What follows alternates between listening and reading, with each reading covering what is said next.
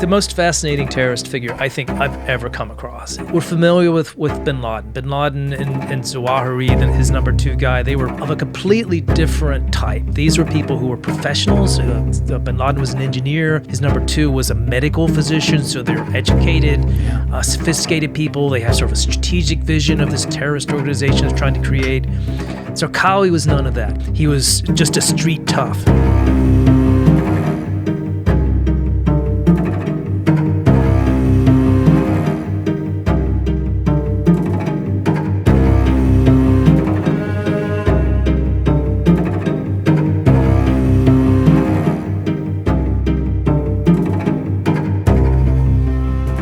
So when you walk into a bar, do you introduce yourself as 2-time Pulitzer Prize winner Joby Warrick?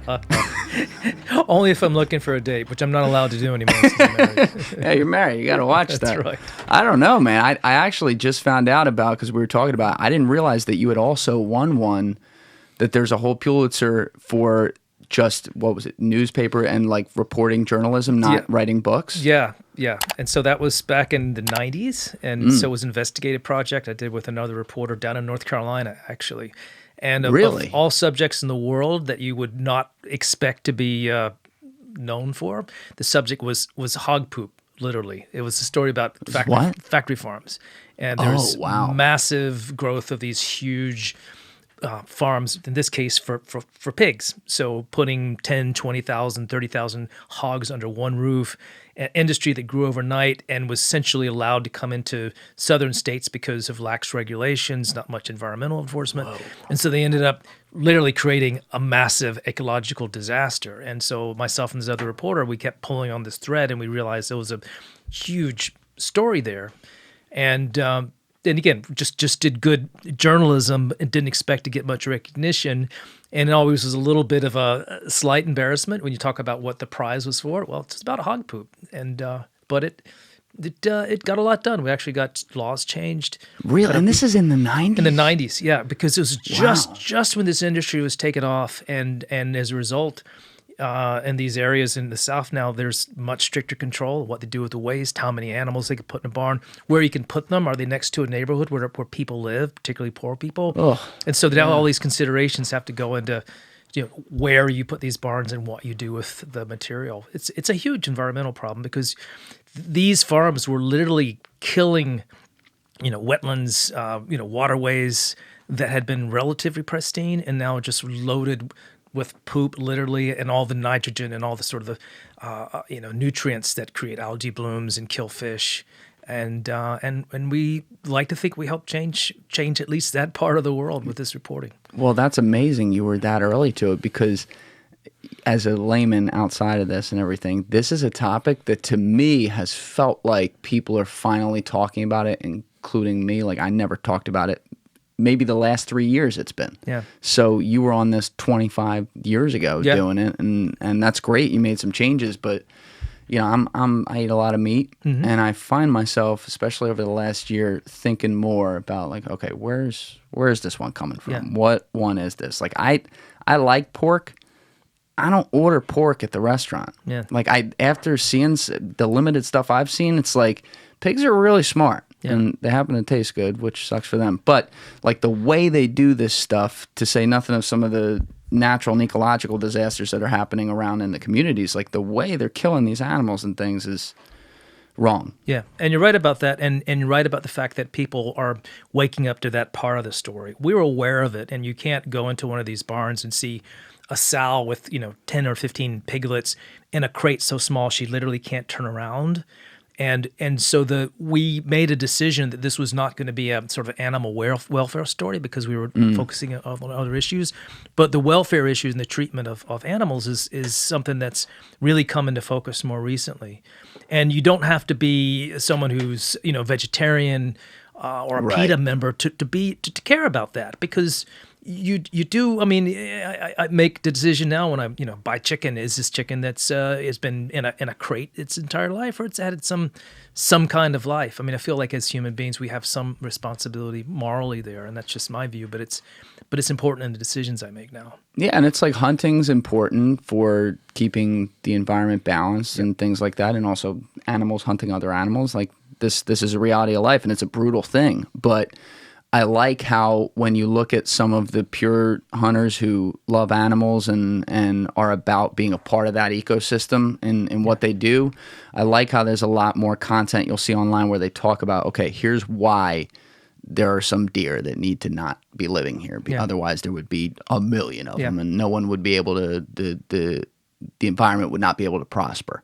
So it's not like when you get into that, all killing is bad and you can't do any of that, you're probably going to lose that argument. But when we're talking about like the humanity of how we do some things, I don't think putting a bunch of pigs, millions of them, into a little factory, crammed in and then putting them into like killing chambers, I just feel like that's, as a human, that's totally wrong. Yeah. So crazy stuff. But that'll be another story for another day. I want to talk with you about that off camera because I'm very interested in getting some people in here, maybe you as well in the future, to talk about that topic and particularly from all the different angles. So that's small world. That's really cool. Yeah. I literally was talking about that with someone last week, so we'll talk about that. But I became a fan of you, I guess probably about a year and a half ago or so. I did not read Black Flags when it came out back in 2016, and we'll provide all the context later, but Black Flags is one of your 3 books. It's the one you won the Pulitzer Prize for, that you basically broke down the history of ISIS in this incredible narrative-driven way with sources that I couldn't even believe when I was reading this. And, I like to look back on recent history that maybe, we didn't learn all the lessons from or could learn a lot more from and try to understand other cultures and how places around the world view us as Americans and, all that stuff. And that was part of the reason why when I clicked that title, I'm like, oh yeah, I really haven't done a deep dive on like ISIS now that it's like 5 years past its prime and things like that.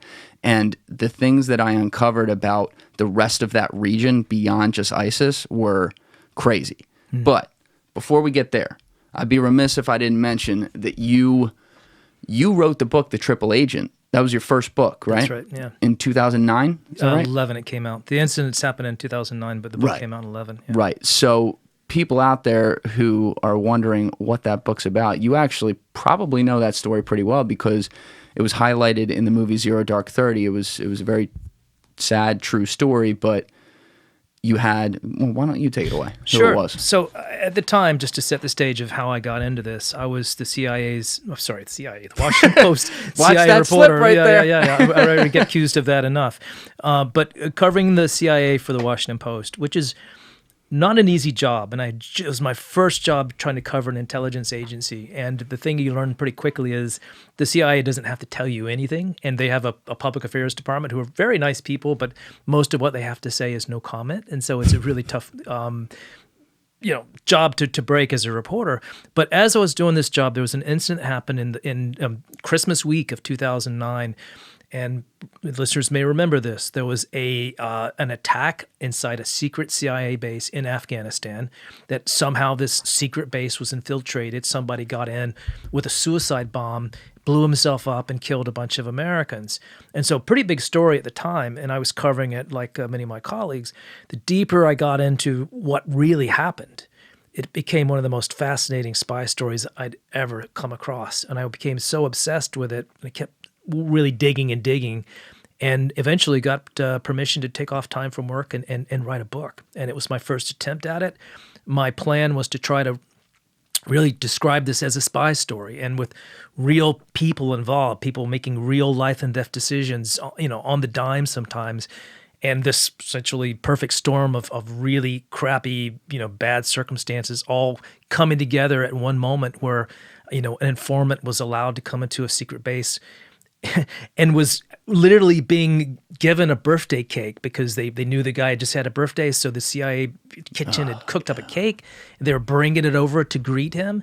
And as a thank you, he pushed a button and blew himself up and killed 7 Americans and a couple of others. Who was El Belawi? Because we always heard like the tagline, the Jordanian doctor. Yeah. So I guess, was he a pediatrician? He was a pediatrician, and probably the strangest, candidate to become a suicide bomber. Right. Most of the ones we see are just, pretty poor, ignorant people who get pushed into this role or talked into killing themselves, and sometimes they even have to kind of sew the suicide button on their coats because they're afraid, their handlers are afraid they're going to chicken out at the last minute.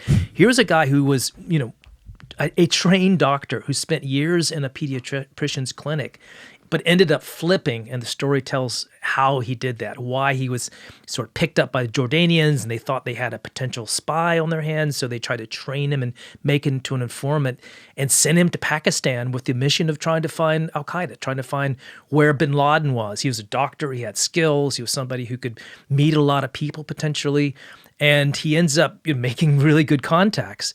But all along in his head, he had the idea of that, he's going to use his access to try to get back at the CIA. And he did in a devastating way. He was able to talk them into allowing him into his base.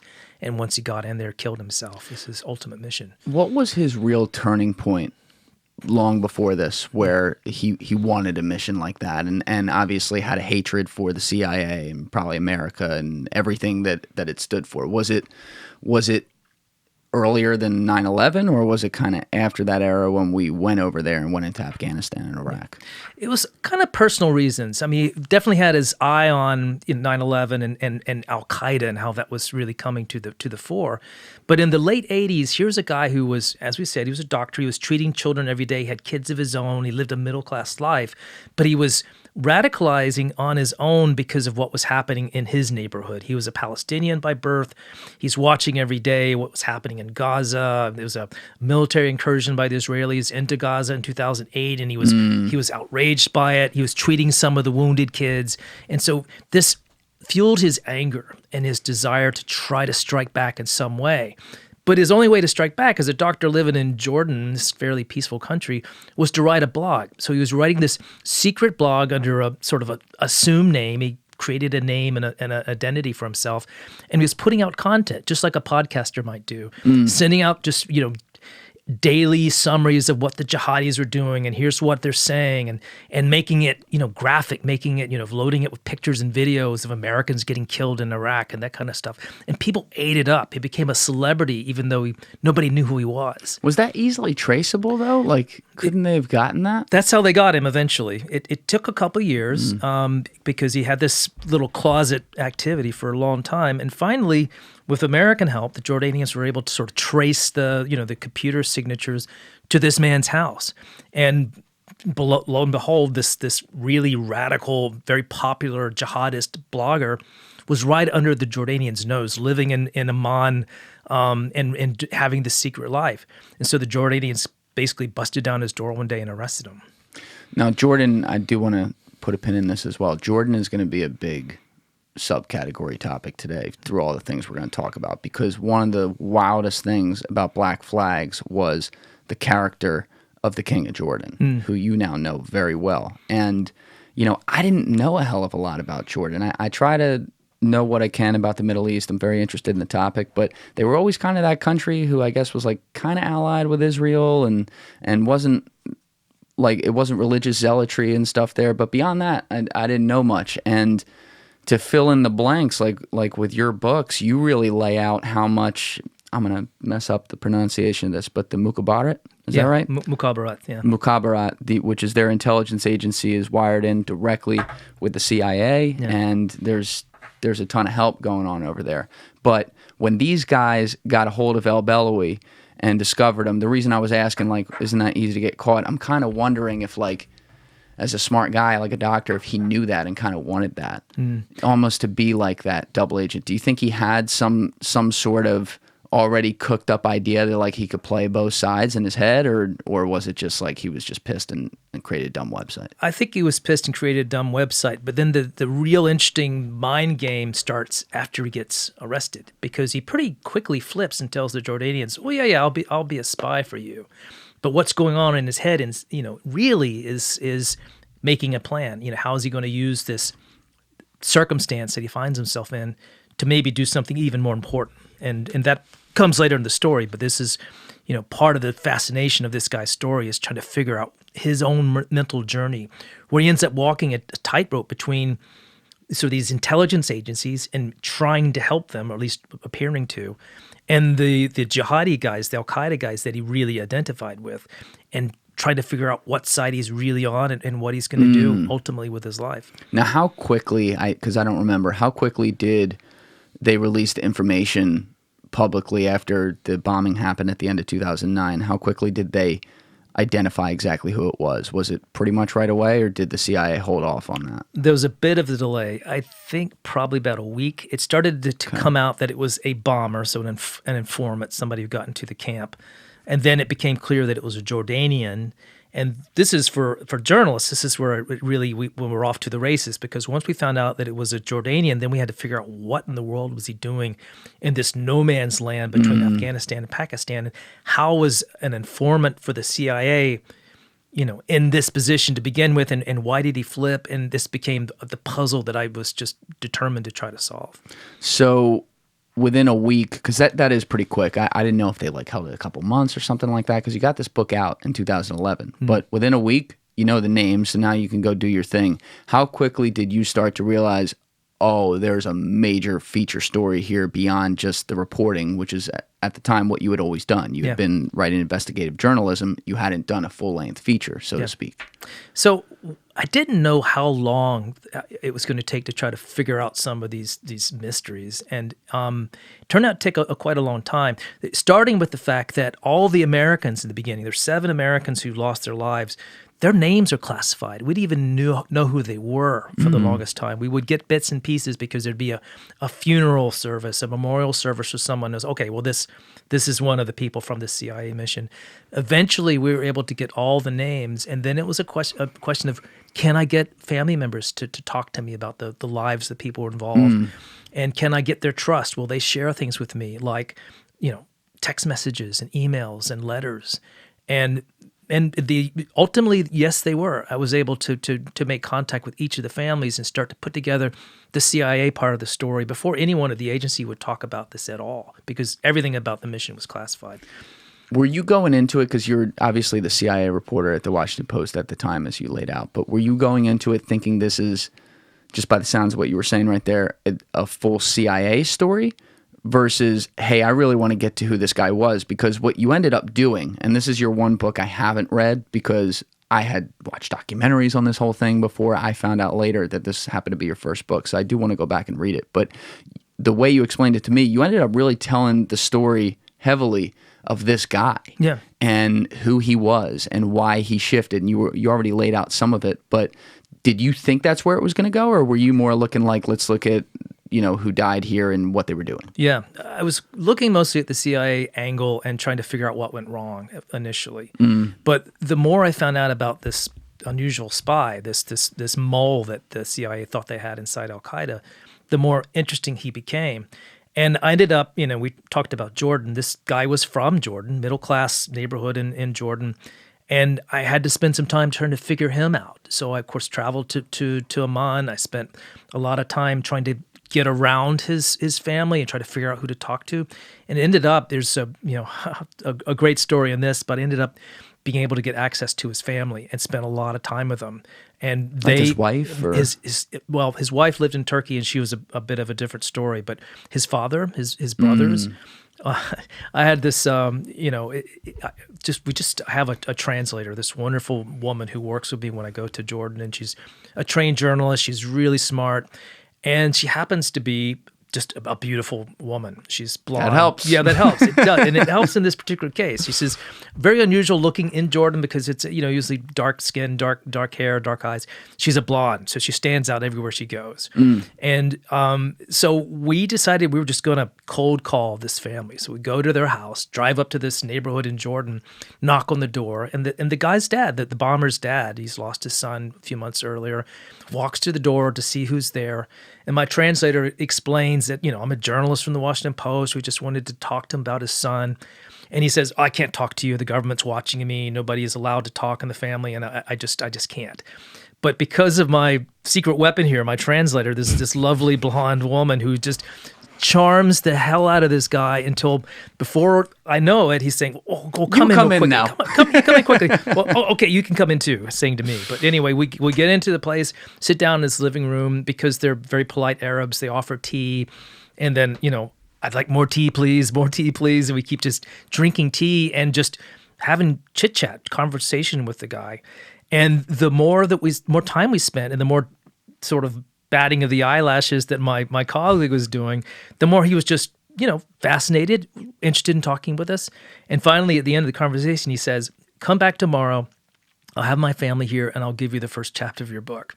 Really? And we did. We came back the next day, and sure enough. Quick question. When you went in there and were first sitting there, did you, as a journalist, say, by the way, this is off the record at first, or was it technically on the record already? It's always off. That's usually my style. I'll say, look, if I'm going to use your name or if I'm going to quote you in any way, I'll come back to you and I'll say, this is what I'm going to say. I want to make sure you're comfortable. No surprises.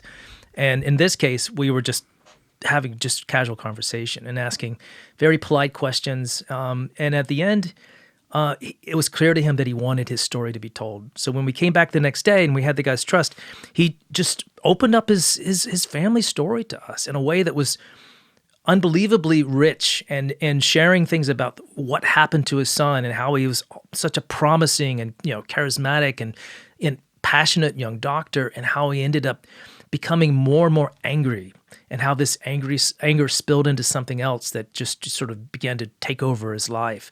And described the night that the cops broke in the door because he was at home with his dad at the time, and his experience in prison and how he was tortured, and the whole everything that happened to him that sort of turned him comes out of this interview with the family. And it was just a remarkable break for a reporter who's trying to understand a story, but you can't really understand it till you get all sides. And this was a very important side. Hey guys, got an important announcement for you, and it's pretty exciting. We officially launched a Clips channel on YouTube. The page is called Julian Dorey Clips, and you can find it by going to the current show page, clicking the channels tab, and it's right below there. Please, please, please go over and subscribe. We're posting daily clips from the episodes of the show, and hopefully it's going to help this thing grow. Anyway, if you haven't already, please be sure to share this episode around on social media and with your friends. I say it all the time, and I will keep saying it because it is very, very true. Sharing the show is the best possible thing we can possibly get because it spreads the word, it helps the algorithm big time, and it gets us out there so that we can continue to get great guests like this and even level up and make this show as great as possible. So thank you to all of you who have been sharing the show around, and thank you to all of you who are going to do it now. If you haven't already subscribed and liked the video, please be sure to do that, and I would love to hear from you guys down in the comments below. Finally, if you haven't left a 5-star review on Spotify or Apple, please take a second and do that. It's a huge, huge help, and I appreciate everyone who has already done so. I almost forgot. We are, in fact, working on a Patreon. Finally, we should have something live within the next month or two, and I will let you know as soon as that is up and running. Can't wait. Yeah, it's so unique because obviously the father and the family didn't agree with what he thought. They were good Jordanian citizens. His son is incredibly educated, has an amazing job, and yet falls down this rabbit hole. And look, I mean, I don't even have kids, so I really can't imagine it. But to be there and you're talking to him, I guess like within a year or something of his son dying, and also in disgrace in that way because of what it was. That's really amazing that he opened up the home to you. And I think you told me this on the phone, but is it him that keeps, maybe it was someone else, but he keeps the book on his mantle? When my assistant went back and saw him a few months later and brought a copy of the book and then saw him again after that, and he kept it on his mantle because it was, and I have to say that I felt good about that, and I felt good because we certainly weren't trying to make this guy heroic by any means. Right. He was a murderer. Right. But my intention was to make him real. And it's one thing to sort of read about bad guys and think, oh, these are black and white decisions and these are just evil people. And his act was certainly evil, but I wanted people to understand his motives and how one makes the journey from somebody who's treating sick kids to someone who wants to kill himself and kill a bunch of other people at the same time. That's like a true documentarian and great journalistic approach to it too, because you're not so. I mean, you're gonna judge with your words when you have to say this guy murdered so-and-so. Like that is a judgment right there because he did that. But like you're not going into it like we need to paint him this way or whatever. We're just going to say this is what it was. This is how it went down. Let's see what we can learn from this. And that's a great thing about your writing. Well, thank you for that. And I do feel that my own approach, and maybe this is just the way I look at things, but even in this story, there are big mistakes the CIA made. They were too trusting of a source they hadn't met before. They waved away precautions and red flags. But I was not out to sort of indict them for that because they made them in real time under difficult circumstances. And so I just wanted readers to understand their process and what they were thinking and what they were trying to do. Nobody was going into this with bad motives. I didn't want this book to be saying, oh, this guy screwed up or this person made a mistake. I wanted people to understand how this incredible thing happened and all the forces and all the sort of motivations that went into it. Yeah, and you definitely accomplished getting across that lack of judgment in your books and kind of telling the story as it is, which as a reader I really appreciate, because when I go to read stuff and it's just injected with opinions everywhere, it's kind of like telling me what to do. That's not really what I want. And I don't sit here like, ooh, let's go empathize with every single person no matter what. But I do want to try to understand people, including some of the worst people who have ever lived. I mean, I made sure, like, when I was in college, like, I studied Adolf Hitler. I wanted to know, like, how does this happen? Yeah. How's that move so fast?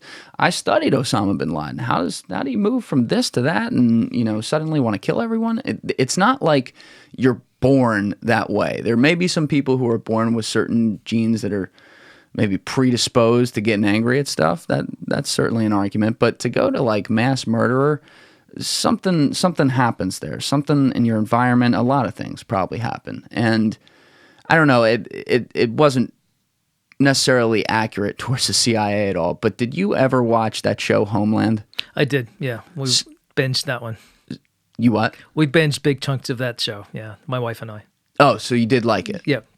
What did you think of the depiction? It was, okay, so liking it as entertainment versus how close it is to reality, and it's not that. It is not how these guys do their jobs. And I know you've had some great CIA guests on the show, and then sometimes their jobs get really exciting and dangerous. A lot of the work they do is pretty boring, frankly, and they're just like working in any office in any bureaucracy, and they're not some spooky, crazy people. They're ordinary folks, like the rest of us, who just have a really interesting job, and to kind of explain their world, which is a real privilege as a journalist, because most people don't really get to see inside their world. But it's fascinating, and it's everything is gray in their world, because I think, as some of your guests has pointed out, their whole business is about breaking the laws of other countries and getting people to betray their country and do bad things to their cause or to their families even. But that's what the job is about. That's how we keep our country safe. Yeah, it's the ultimate us or them kind of argument. And so I get that, and it's hard to, like, I can't imagine doing that job, because sometimes, it's not like you're calling all the shots too. They do have, there's a lot of covert spies who have a lot of leeway for sure, but there's an overall mission, and it's given to you like, hey, here's what we got to accomplish. And sometimes you got to make some serious moral jumps in what you do, and I don't envy that. But when you look at reporting on them and comparing it to something like Homeland, I know obviously, like you lay out, some of that's cringy, but there was one quote I've cited in that show, I think it was from season 4 or 5, something like that, that always resonates with me, and it was told by the terrorist Haqqani, I think his name was. That sound familiar? Yeah. He was the dude in Afghanistan, which, by the way, that dude played a great terrorist. That was the best terrorist I've ever seen. Shout out. But he had a line where he's talking with Saul Berenson, who was at the time, I guess, in the show, like the deputy CIA director or something like that, where he had him hostage and Saul was trying to understand him. And he said, America hates what it can't understand. And I think about that a lot, because I know you're trying to do good in the world and spread democracy and, fight against totalitarianism or evil, and that's great. But, I feel like a lot of people who have done evil things, like look at terrorists like you do, I think part of it is they see some of these endless wars. They see the mistakes and not the right things that we do. That's just human nature. Yeah. And they start to wonder if, the people in the West give any shit about them, and they assume they don't. And then they start to wonder if, well, maybe that whole democracy thing and that American experiment isn't all it's cracked up to be. Yeah, absolutely right. And I think we do have this sense over here of thinking that we're right and everybody else is wrong.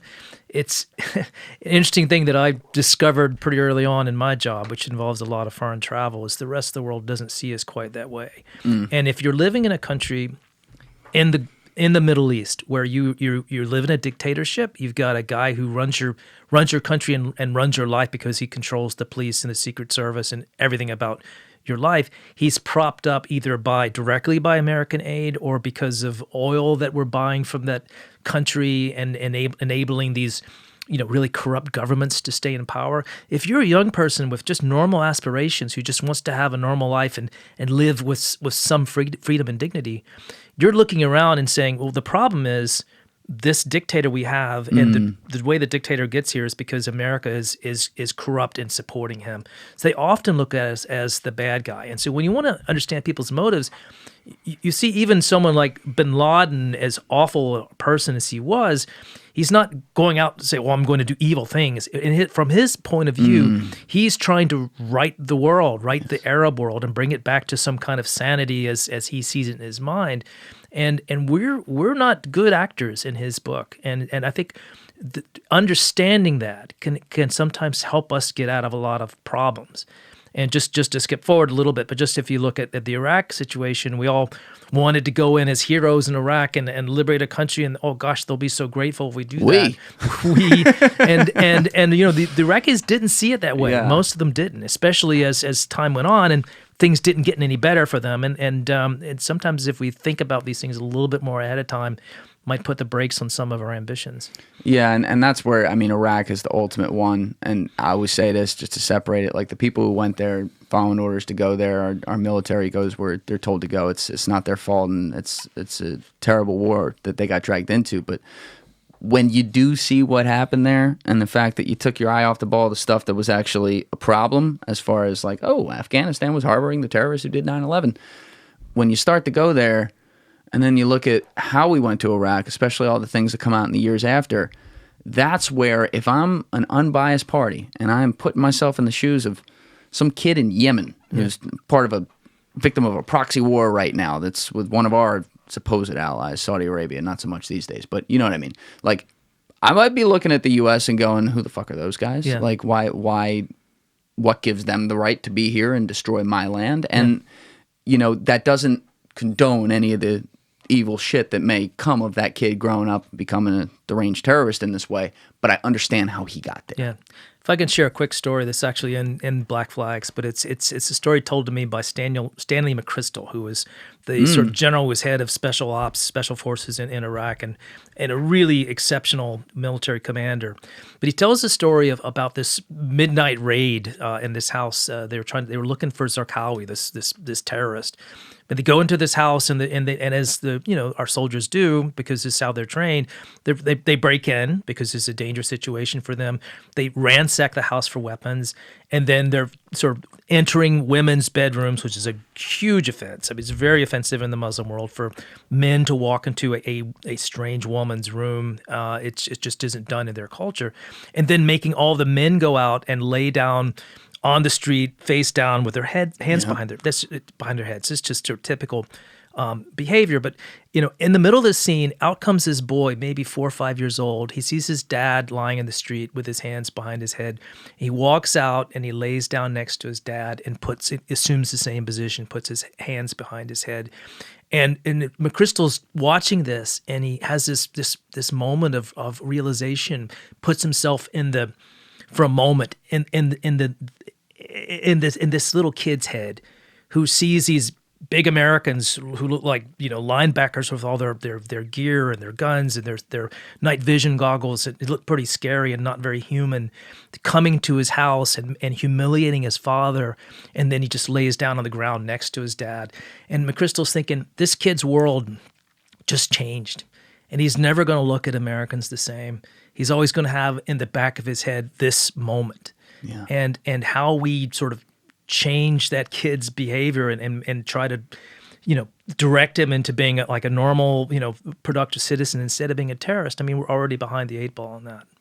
Yeah, it's such a great. I remember that now from the book, and it's great that at least like a very, very senior leader in the military could see something like that and step back, because I understand, like, guys like that especially, it's all about the objective. Here's what we got to do, but there's a human cost to everything that you do, and I think that there were certainly a lot of, once we did go into Iraq, there were certainly a lot of mistakes that were made from like a policy perspective, but the guys who then had to protect against some of those mistakes were in these impossible situations, because part of it, I think what you're talking about was when they had to do all like the house raids after the Sunnis were flipping out because the Baathists had been, am I right? Exactly. The Baathists had been banned. So, well, now we got to do that because they're all pissed off and they're bombing people and stuff, and we're trying to make sure less death happens, but you're in this never-ending spiral now because you're just going to push everyone farther and farther away. Yeah, and you can't blame the 19-year-old U.S. soldier who's there, who's just trying to protect himself and save his buddies' lives. And so, of course, they're going to do this, and they're going to follow orders and do their mission, and serve honorably. But there are consequences, and we like to try to push them out of our heads, but these consequences have ways of coming back even decades later to create problems for us, years down the road. And we just have to think about the Afghanistan story and how that was sort of a CIA project to arm these Mujahideen rebels who were fighting the Russians and fighting communists, and some the actions back then ended up sort of fueling what became Al-Qaeda years later. So you just never know how history is going to turn. What about all the people, just right on that topic, I didn't know you were going to bring that up, but a lot of people who have a problem with 9/11 and comment on YouTube a lot and say the CIA did that and stuff like that, they often point to the CIA funding the Mujahideen as like, oh, see, they were funding them, and then they made them their own soldiers throughout the 90s, and then they came here and knocked down the buildings. Like, how do you understand that? To me, that always seemed like this is what the CIA does. Yeah. They go and they get intelligence assets who are going to help them in whatever the big problem of the time is. And the big problem of the time was, you had Russia. You had the Soviet Union still in existence. And it's not like they knew, like, oh, Osama bin Laden is going to be Osama bin Laden. But a lot of people out there who are going to have theories about it are going to say, of course they did. Yeah. So the problem with funding and arming the rebels was not that they were going to someday come against the West. It was the fact that we, after we achieved our objective, after we pushed the Russians out of Afghanistan, then we pretty much forgot about the place. Then we left Afghanistan to become the big smoldering crater that it eventually became, just a collection of warlords, and then the Taliban comes in, and it's just a awful, horrible place that has lots of armed factions, some of them carrying weapons that we gave them back in the 80s. So it's not the fact that we're arming them, but it's the fact that we often don't have the long vision of where these conflicts are going to go. So the CIA was extremely successful in Afghanistan because our big adversary was the Russians, and we did manage to help kick them out. And it was one of the great accomplishments of the Cold War. But it turns out it had other kinds of consequences that we didn't even imagine back in the 80s when this was happening. Yeah, when you look at content made about the 90s, especially with the CIA, and you talk about those early deaths, what was it?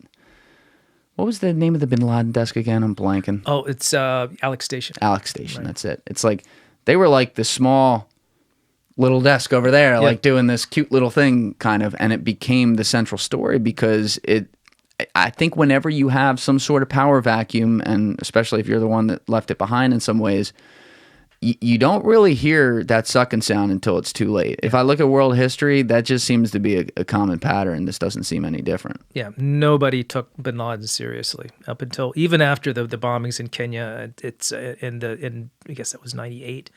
They were just seen as just Bush League, not very important, certainly not a threat to us. And this little Alex Station, this small unit within the CIA that was focused on bin Laden, was getting no resources. Nobody was paying attention to them until at the very end, when things started to get really, when the red lights, as George Tenet would say, started to flash that something was about to happen. We didn't really care about bin Laden or Al-Qaeda at all. Yeah, and the timing of also you had a new administration in there, which is brutal because then you got to reconvince a bunch of people.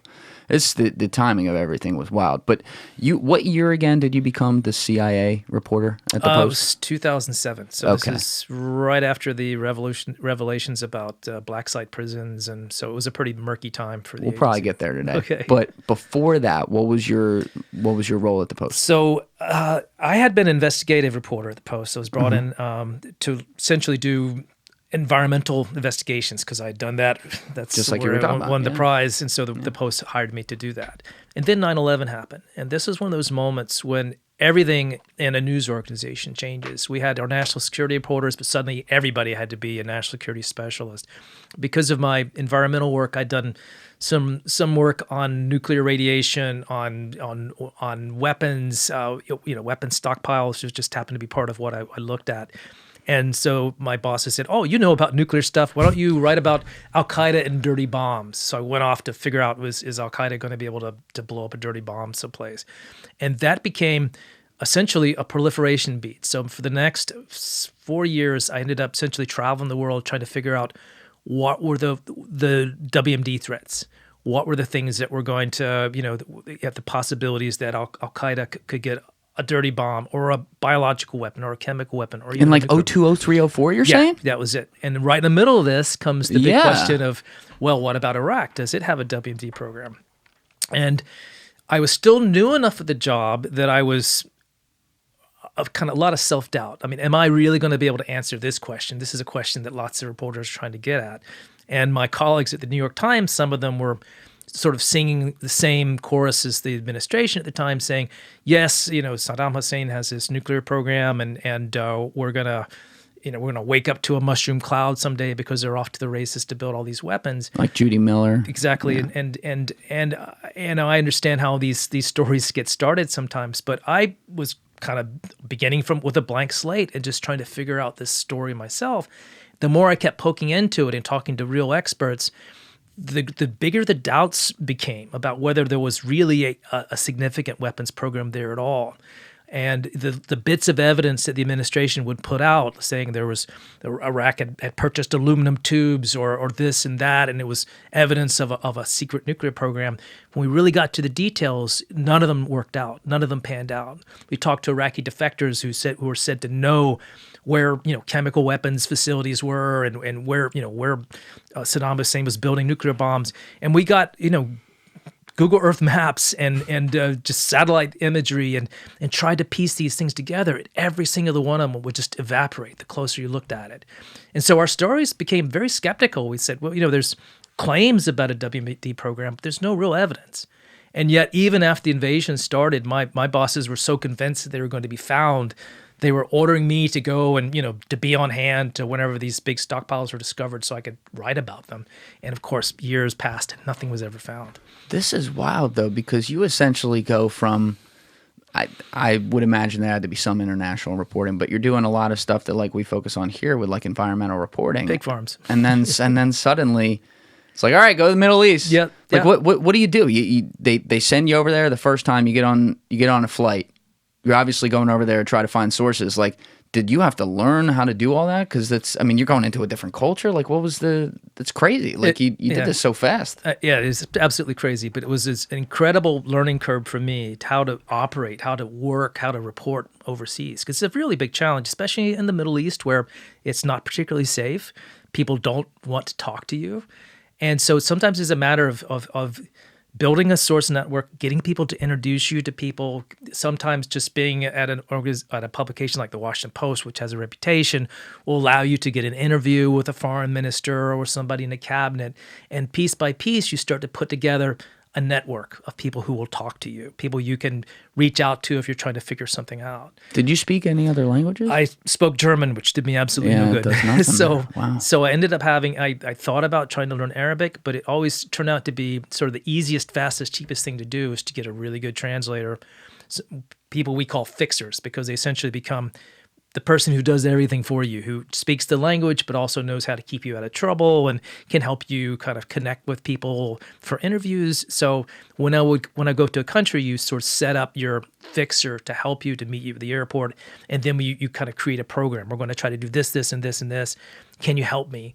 And then it takes 10 times longer than anything in the States, but you just slowly kind of get your work done, meet people, try to develop sources, and over time, if your reputation holds up, and reputation is everything in these countries, you can start to do really good stuff. And once you begin to sort of break news or become someone that people look to as someone who really knows what's going on, then your reputation helps you as well. But what for reputation, though, what about when you write honest stories based on what you find that people aren't going to like? Yeah, and that's going to happen almost every day. Yeah. But the trick is, are you accurate?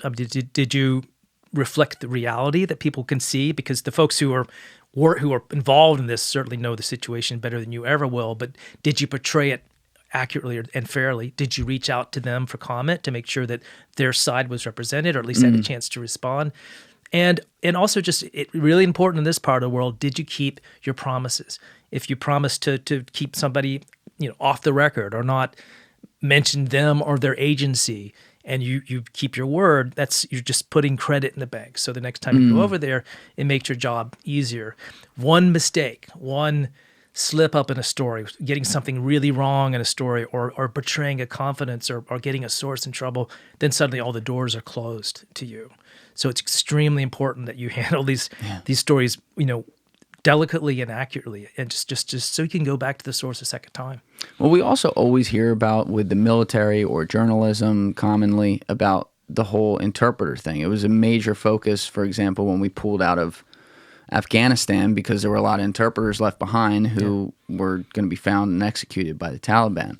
But I was thinking about this when that happened. I'm like, it's not like there's like some recruiting agency when you land on the ground, like, okay, here's where every translator is or whatever. Like, the way I understand it, you're going out and you're finding people who obviously speak the language and who volunteer and you get a good rapport with. But if you don't speak the language and you're going out to places often alone with this person, wouldn't there be good intelligence missions for people to put in other countries, translators? Yeah. You know what I mean? Like, as far as like, then they get to lie about what's actually said. I found that out the hard way. I did have one significant overseas experience, sent before all this happened. So back before the pig farms story days, I was a UPI correspondent, a wire service correspondent based in Eastern Europe. And what does that mean? So working for it's a wire agency, so AP, Associated Press, and the other one at the time, it's now doesn't really exist, but it's called UPI, and they were kind of the rival to AP. And I was a foreign correspondent for them for about a year and a half. And one of my, I was covering countries like Bulgaria and Romania and places that were still communist or starting to emerge from communism. And one of my fixers in Bulgaria turned out to be an agent for the Communist Party. We didn't realize it at the time. I didn't even know it until years later. But it turns out he had been essentially feeding me, party crap, which we didn't necessarily take at face value. But it was interesting to know later that this guy was completely untrustworthy. So more typically, what we do is there is in every country there is a small group of people who are known within the journalism community as reliable. So you talk to your friend, and he's been in Iraq, and he's worked with this one guy before. He's always been great. He's really resourceful. He's very honest, and so you try to connect with people who've done this before and who've turned out to be trustworthy. And that's you can always find out that the guy's been bought off by somebody, but that's just the best you can do. And then you triangulate. You don't take anybody's word for anything really. It's just. You get a sort of a report about something, but then you have to check it and check it again and check it with someone else until you're sure that it's true. Now, you're talking about all the overseas stuff you had to throw yourself into when you took on the nuclear reporting role, but how quickly did you start either personally developing sources at, say, the CIA, or being handed some sources from other relationships at the Post who may have had them, or both? So what happened there is with an agency like CIA, like I mentioned, they have a PR staff, which you have to deal with, because if you have a question, that's usually you have to at least at some point ask the front office, what do you think of this, or will you give us a comment about something? But to cover an agency like the CIA, it's always working from the outside in. So it's finding people who used to be somebody, who used to have a job in the agency and knows a lot of people who are still inside, but is willing to help you for whatever reason. Allegedly used to. Used to, right, exactly. And sometimes it's, like, for example, on the triple agent story, this bomber, a lot of the formers, the folks who used to be in the agency, were really upset about that incident. And they had all kinds of theories and explanations of what went wrong. And so my very first set of sources on a story like that is often people who are just angry about how the agency screwed up. And so they'll kind of talk your ear off, and then they'll say, well, I know somebody who's still in who could give you a little bit more about that. He's a good friend of mine. I'll vouch for you. And if you can figure out a way to meet him without, any fingerprints or any sort of trail, then he's willing to work with you. And so those first relationships become sort of the way inside the front door. And eventually what you discover is that people like to talk if they feel like they want to be heard, they want to be understood, they want their point of view to be communicated. And if you can convince them that you'll handle the information fairly, it's amazing how you can get folks to talk about things. That's kind of been the secret of my career, is just wanting to know, being curious, not having my own agenda, but just wanting to figure out what happened. And people want to help you on that path because they often want the truth to come out. Even people whose lives are guarding secrets. That is true. Very interesting. It makes it complicated because a lot of them have polygraphs. And one of the questions in polygraphs is, have you spoken to a journalist? And so the ones who are undergoing that process, it gets really, really tricky. But you find out that at the higher levels of management, sometimes those polygraphs aren't really a thing because they happen very rarely, if at all.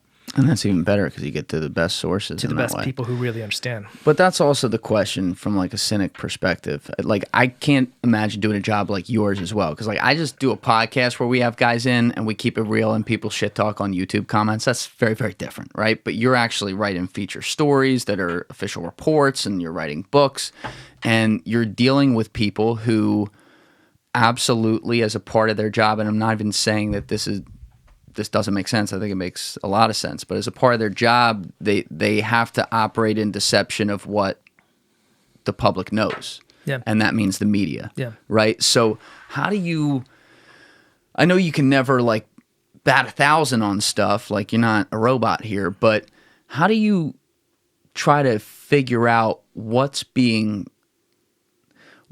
fed to you in a specific way versus what is actually – at least some level of truth here that I can run with to start doing my work to figure out what happened? Right. And that's a really good question. And I think it's useful for people to understand how this process works, because I think people don't often understand how journalists do their job, at least at reputable news organizations. And the thing is, we get told things all the time that may or may not be true. So just because somebody is telling you something, even if they're a high-level person, they're not necessarily telling you the truth. It may be very self-serving. And so it becomes important to triangulate. And that sometimes is the hardest part of the job, because you've got to find somebody else who really knows about this, who has no connection with this first guy you talk to, who can set you straight if it's wrong. And I'll give you an example.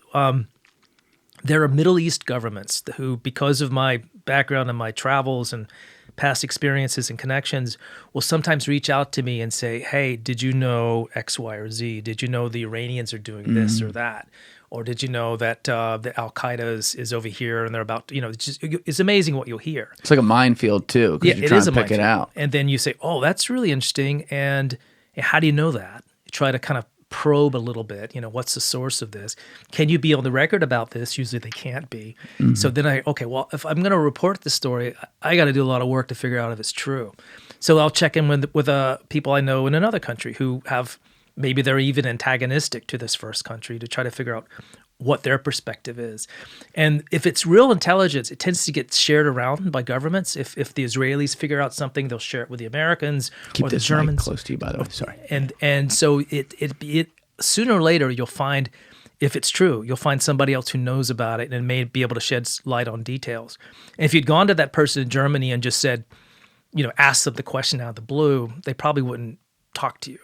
But if you go to them and say, listen, I've heard this, but we want to make sure it's accurate, sometimes in the service of just trying to correct an inaccuracy or just to give a different perspective, people open up and say, well, that's partly true, but it's really more like this. And then through this process of triangulation and just lots and lots of work, you get to the point where you can be comfortable saying, well, this is how it happened. And then you have to be careful in how you describe it and how certain you are and maybe not certain, but at least you have some comfort in knowing that this is pretty solid. So you actually, and I want to make sure I followed this correctly, you made me think of something I hadn't thought about with how to corroborate things. Like we think about, okay, the CIA, the NSA, the FBI, like there's rivalries, like there could be all kinds of back and forth. So you can play on something like that to be able to figure out like, oh no, this person's bullshitting you, and they might actually be telling the truth that they're bullshitting you because they don't like those guys. Maybe the FBI and the CIA are beefing, and you actually figure out like, oh, the CIA was lying to me on that one. Fine. But it sounds like you're also pointing out, using like some of the country examples, that you could have some really good situations where, let's just make up one right now. Let's make up one that would never exist right now. The FSB and the CIA are partnering on something. Yeah. And you have sources in the Jordanian intelligence who, on this thing, they have nothing to do with it. They like America, obviously, but like they don't really care. And they may actually understand, though, what's going on and have no dog in the fight. And you may get information from the CIA, and the Jordanian guy may say, well, actually, that's not true because we have intelligence that says this, and they're not actually helping out the U.S. here. Yeah. So you could even like play your culture connections to try to verify stuff, which is pretty cool. All the time. And it turns out that there's often even countries that have alliances. You'd be amazed how often there's also jealousies or just sometimes a lack of respect and or some kind of antagonism. And it could be, like you mentioned, CIA and FBI. Often they really don't like each other very much because they have completely different jobs. The FBI folks look at the CIA people as just guys who sit around embassies and read newspapers and then rewrite them and pretend like it's intelligence. So they're very dismissive, and so you can get, if you hear something from an agency person, if you check it with the FBI. If it's wrong, they're very, very happy to tell you that the CIA is full of crap and they didn't have anything to do with it. But the same kinds of relationships occur in the Middle East in particular, where it's a big gossipy community. All these countries have relationships with each other. Often they're personal. They're kin folks, like the sort of the emir of this country as brothers who are it's very incestuous. And so once you kind of connect into the gossip stream and then check different parts of it, it's amazing how people like to talk about each other and like to put down each other or maybe compliment the other. But it's a fascinating flow of information that if you can tap into, you can learn all kinds of things.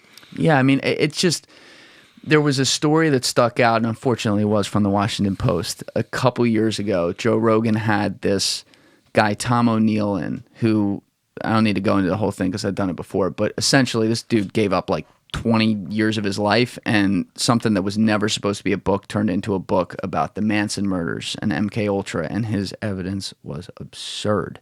And so during this long odyssey making the book, sometime in, I want to say it was like the mid-2000s, late 2000s, something like that, he had a friend who she was high up on the editing team at the Washington Post. I don't know if she was the lead editor. I don't remember. But he was in possession of documents from the CIA that had, let's say it had 3 to 4 answers on it. Like, absolutely, for sure, this is what it is, because he got it from a perfect source, and like it was checked. I think he checked shit at the National Archives, whatever it was. Like, he knew the answers to questions. And he said to her, he said, how well do you trust these 2 guys at the CIA who she was working with on a bunch of the stories that were happening? And she said, oh, they're great. And so he goes, all right, well, can we come in and ask them some questions? She's like, sure. So she brings him in.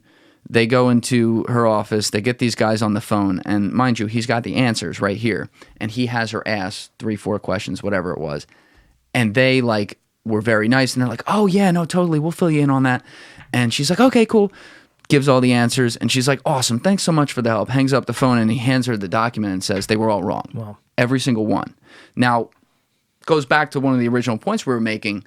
I understand that the CIA can't sit there and be like, oh, yeah, no, totally, we're working on that mission right there. Yeah. Or totally, we did this thing right here. They have to deal in deception.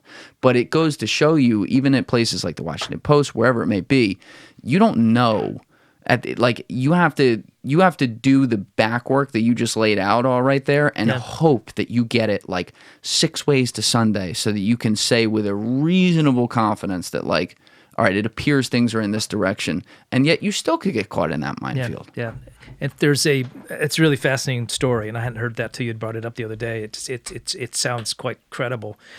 The other problem that you might encounter at the end of this is something we actually get into all the time, is even after you've proved your case 6 ways to Sunday, and no one can really deny it, you still have this sort of final interview with the CIA in which you're presenting what you're going to say, because they have every response. As we see it, they have they should be able to respond and say what they want to say, and often they will make an appeal to you as an American, saying that if you write this story, you're going to get somebody in trouble, you're going to get somebody killed, and then it gives us pause, and we stop and we think, well, is that really true, or are they just kind of feeding us this line because they're going to be embarrassed?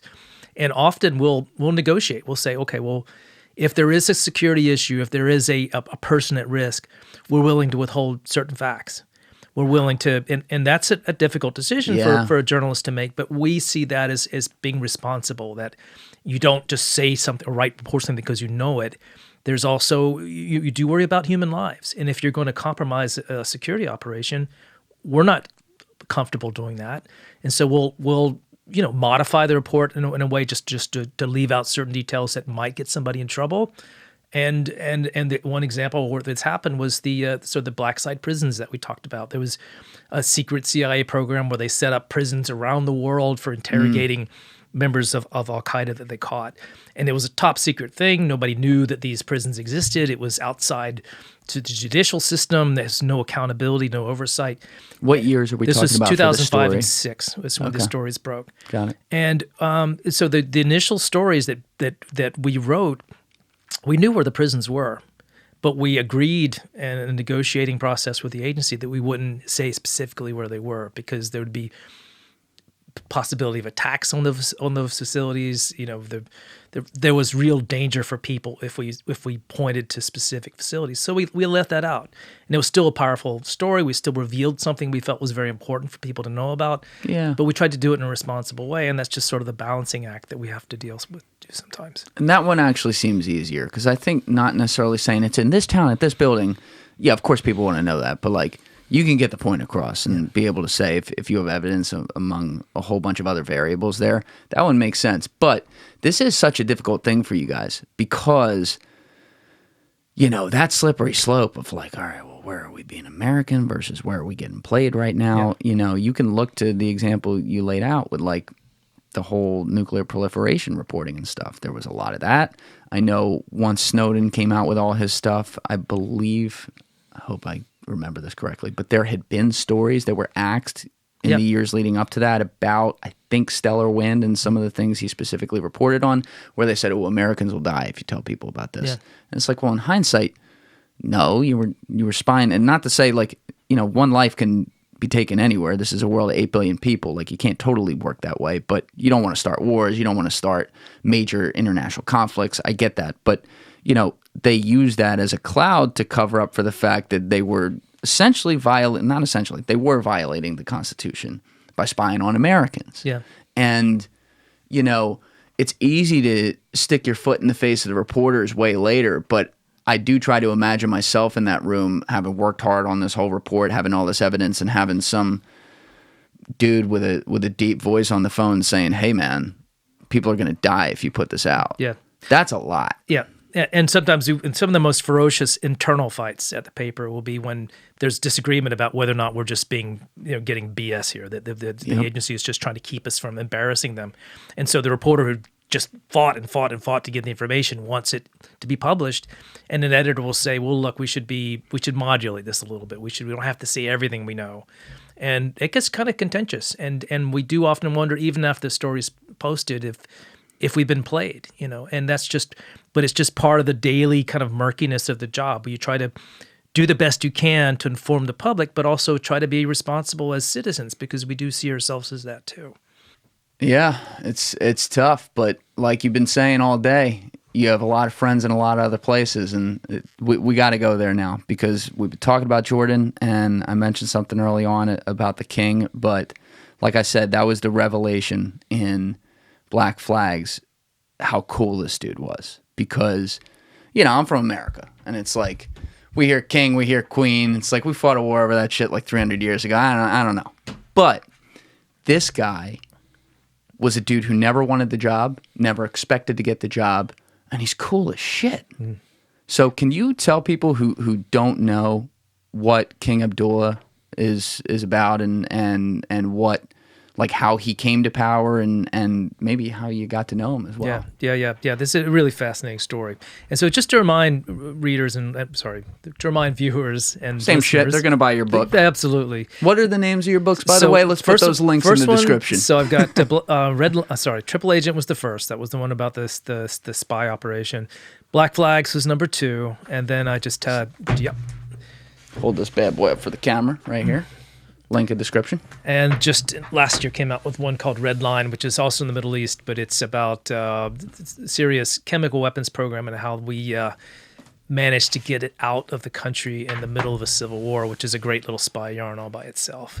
Just finished it, and it's phenomenal. People should go get it. Links are in description. Awesome. But anyway, I cut you off. Thank you for that. But so Jordan is this country it's small, landlocked country of about 7 million people in the middle of the worst neighborhood in the world, but happen to be some of the best friends that America has. We've got a it's a monarchy, so you have a family of kings that actually trace their lineage back to Mecca and to sort of the Prophet Muhammad. So there's a very ancient family. But when this country was created out of whole cloth after the end of the First World War, this family called the Hashemites were put in charge and put on the throne.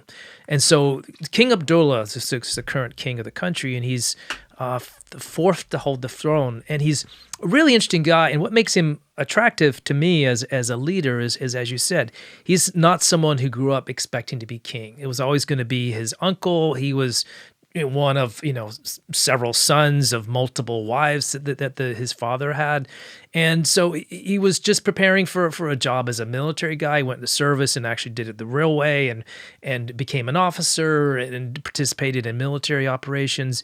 Was he not the oldest son? He was not. He actually was the oldest son. So in that sense, it's complicated in Jordan. But it's not like the British royal family, exactly, like the next of kin. The crown prince, until he became crown prince in 1999, was going to be his uncle, and that's just the way things have been set up over there. It has to stay in the family, but the king essentially decides who's going to follow him.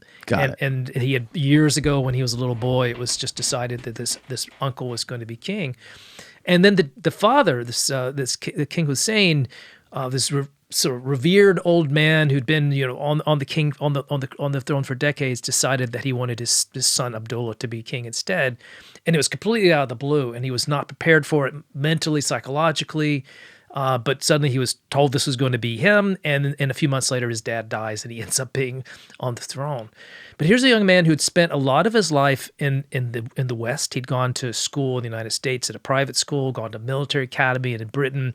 So the rap on him turns out not to be quite true, but people would say of him that he spoke better English than Arabic, but he doesn't come across at all as someone who grew up in luxury or was spoiled. He's just very sort of hard-nosed, very sophisticated thinker, a very good speaker, and really wanted to try to figure out a way to make his country survive, even though it has so many disadvantages. It has no oil. It's like this one country in the Middle East that doesn't have any mineral wealth. It doesn't.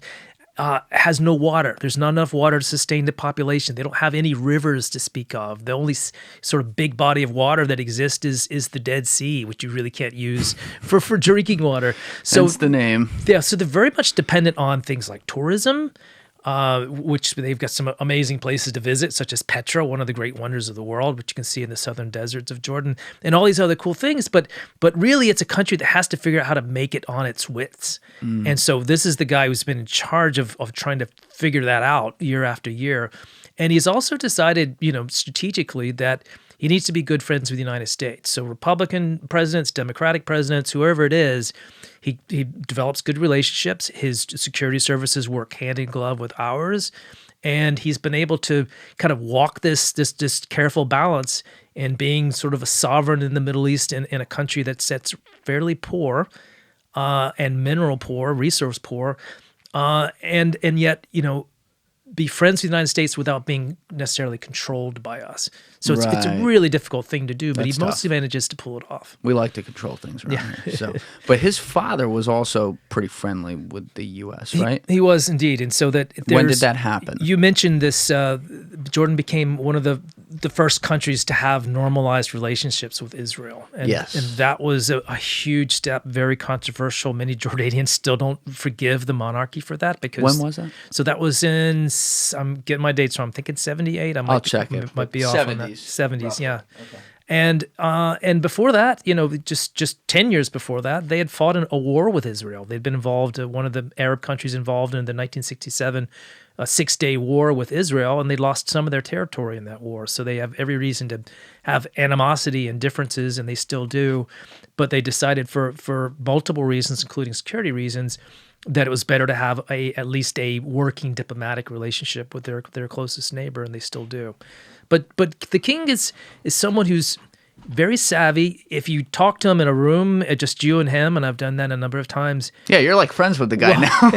It was my pleasure or privilege that when I would come after a certain time. It turns out that one reason that this went so well is because he liked my first book. It involves a Jordanian, which was not a good look for Jordan. Not necessarily a good look for Jordan. But he liked it, and his folks told me that when I want to do my second book, if it involved Jordan, then just let them know, and they try to make things happen and make sure I get introduced to the right people. Black Flags could not have happened without that because the entire story of Zarqawi, the sort of the main character of the book, takes place. His story is in Jordan. All the people who dealt with him and fought him in the early parts of his life are all Jordanians.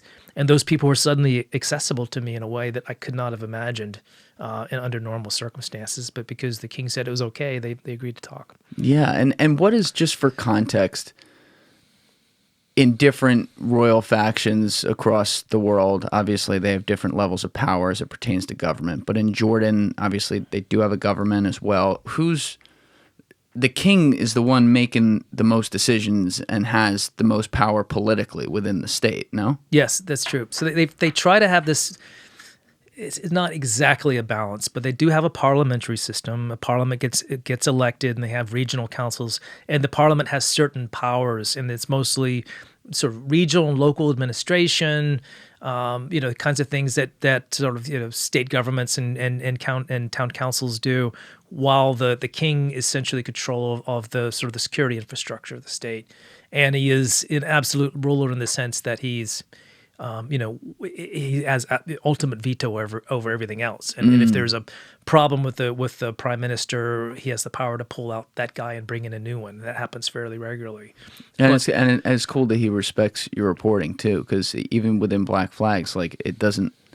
He's very likable. I will say that, and I researched the guy a lot after your book, and I think he's a pretty cool cat, but. He made some mistakes, and you outline that in the book. And one of the first things is that whole, when the rise to power happened, you pointed out, I think in the first chapter, or first or second chapter, you talk about how there's this tradition in Jordan, like an amnesty tradition. Yeah. And he didn't check the list, and the list had a person we're going to talk a lot about who was effectively the founder of ISIS on it, and he let him out of prison. Yeah. Yeah, sort of the one great irony of the story was that Zarqawi, the guy we're going to talk about in a moment, who becomes one of the great terrorists of our time, was someone who was in a Jordanian prison and was going to spend most of his life there.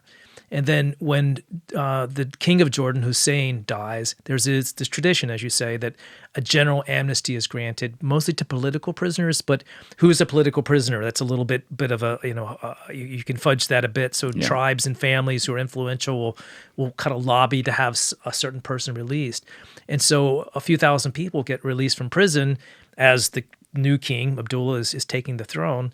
And of course, he doesn't know everybody on the list. And one of the people that gets freed turns out to be this guy who becomes a monster. He was a terrorist figure at the time. He was a bad guy who ended up being in prison because of terrorist offenses, but ultimately becomes a much bigger problem for Jordan and the world after he gets out. So we're going to be talking about King Abdullah throughout this, and we'll fill in more context there. But to get to the beginning of the story and the heart of it, when we look in regular, everyday person pop culture about ISIS and what it was, what we all remember, obviously, is the summer of 2014. Suddenly there's people chopping off heads off in the Middle East, and it was crazy, and all these black flags and stuff, hence the name of your book. But the basis of ISIS, it felt like, the way it was almost reported in the media, like it came out of nowhere and, had just started. Now you had this whole Caliphate thing. But really, the history went back a lot of years, and that's the story you tell. And it all starts with Al-Zarqawi, who you spoke about. So just to begin, you just laid out that he was a lower-level terrorist who had been in prison for some violent things, and he was mistakenly let out under his amnesty thing. But who was he? Where did he come from, and how did he grow up into becoming someone who had these delusions of grandeur, power, in a way that he also wanted to fight a war against the West? Yeah. The most fascinating terrorist figure I think I've ever come across. We're familiar with bin Laden. Bin Laden and Zawahiri, his number two guy, they were of a completely different type. These were people who were professionals. Bin Laden was an engineer. His number two was a medical physician. So they're educated, sophisticated people. They have sort of a strategic vision of this terrorist organization they're trying to create. Zarqawi was none of that. He was a street thug. He was the kind of guy that when he was in school, he cut other kids with razors. He got involved in drugs. He got a tattoo. He was just a street tough, but he had a lot of swagger and a lot of charisma. Think of just kind of it's like a junior mafia guy who just thinks he's everything.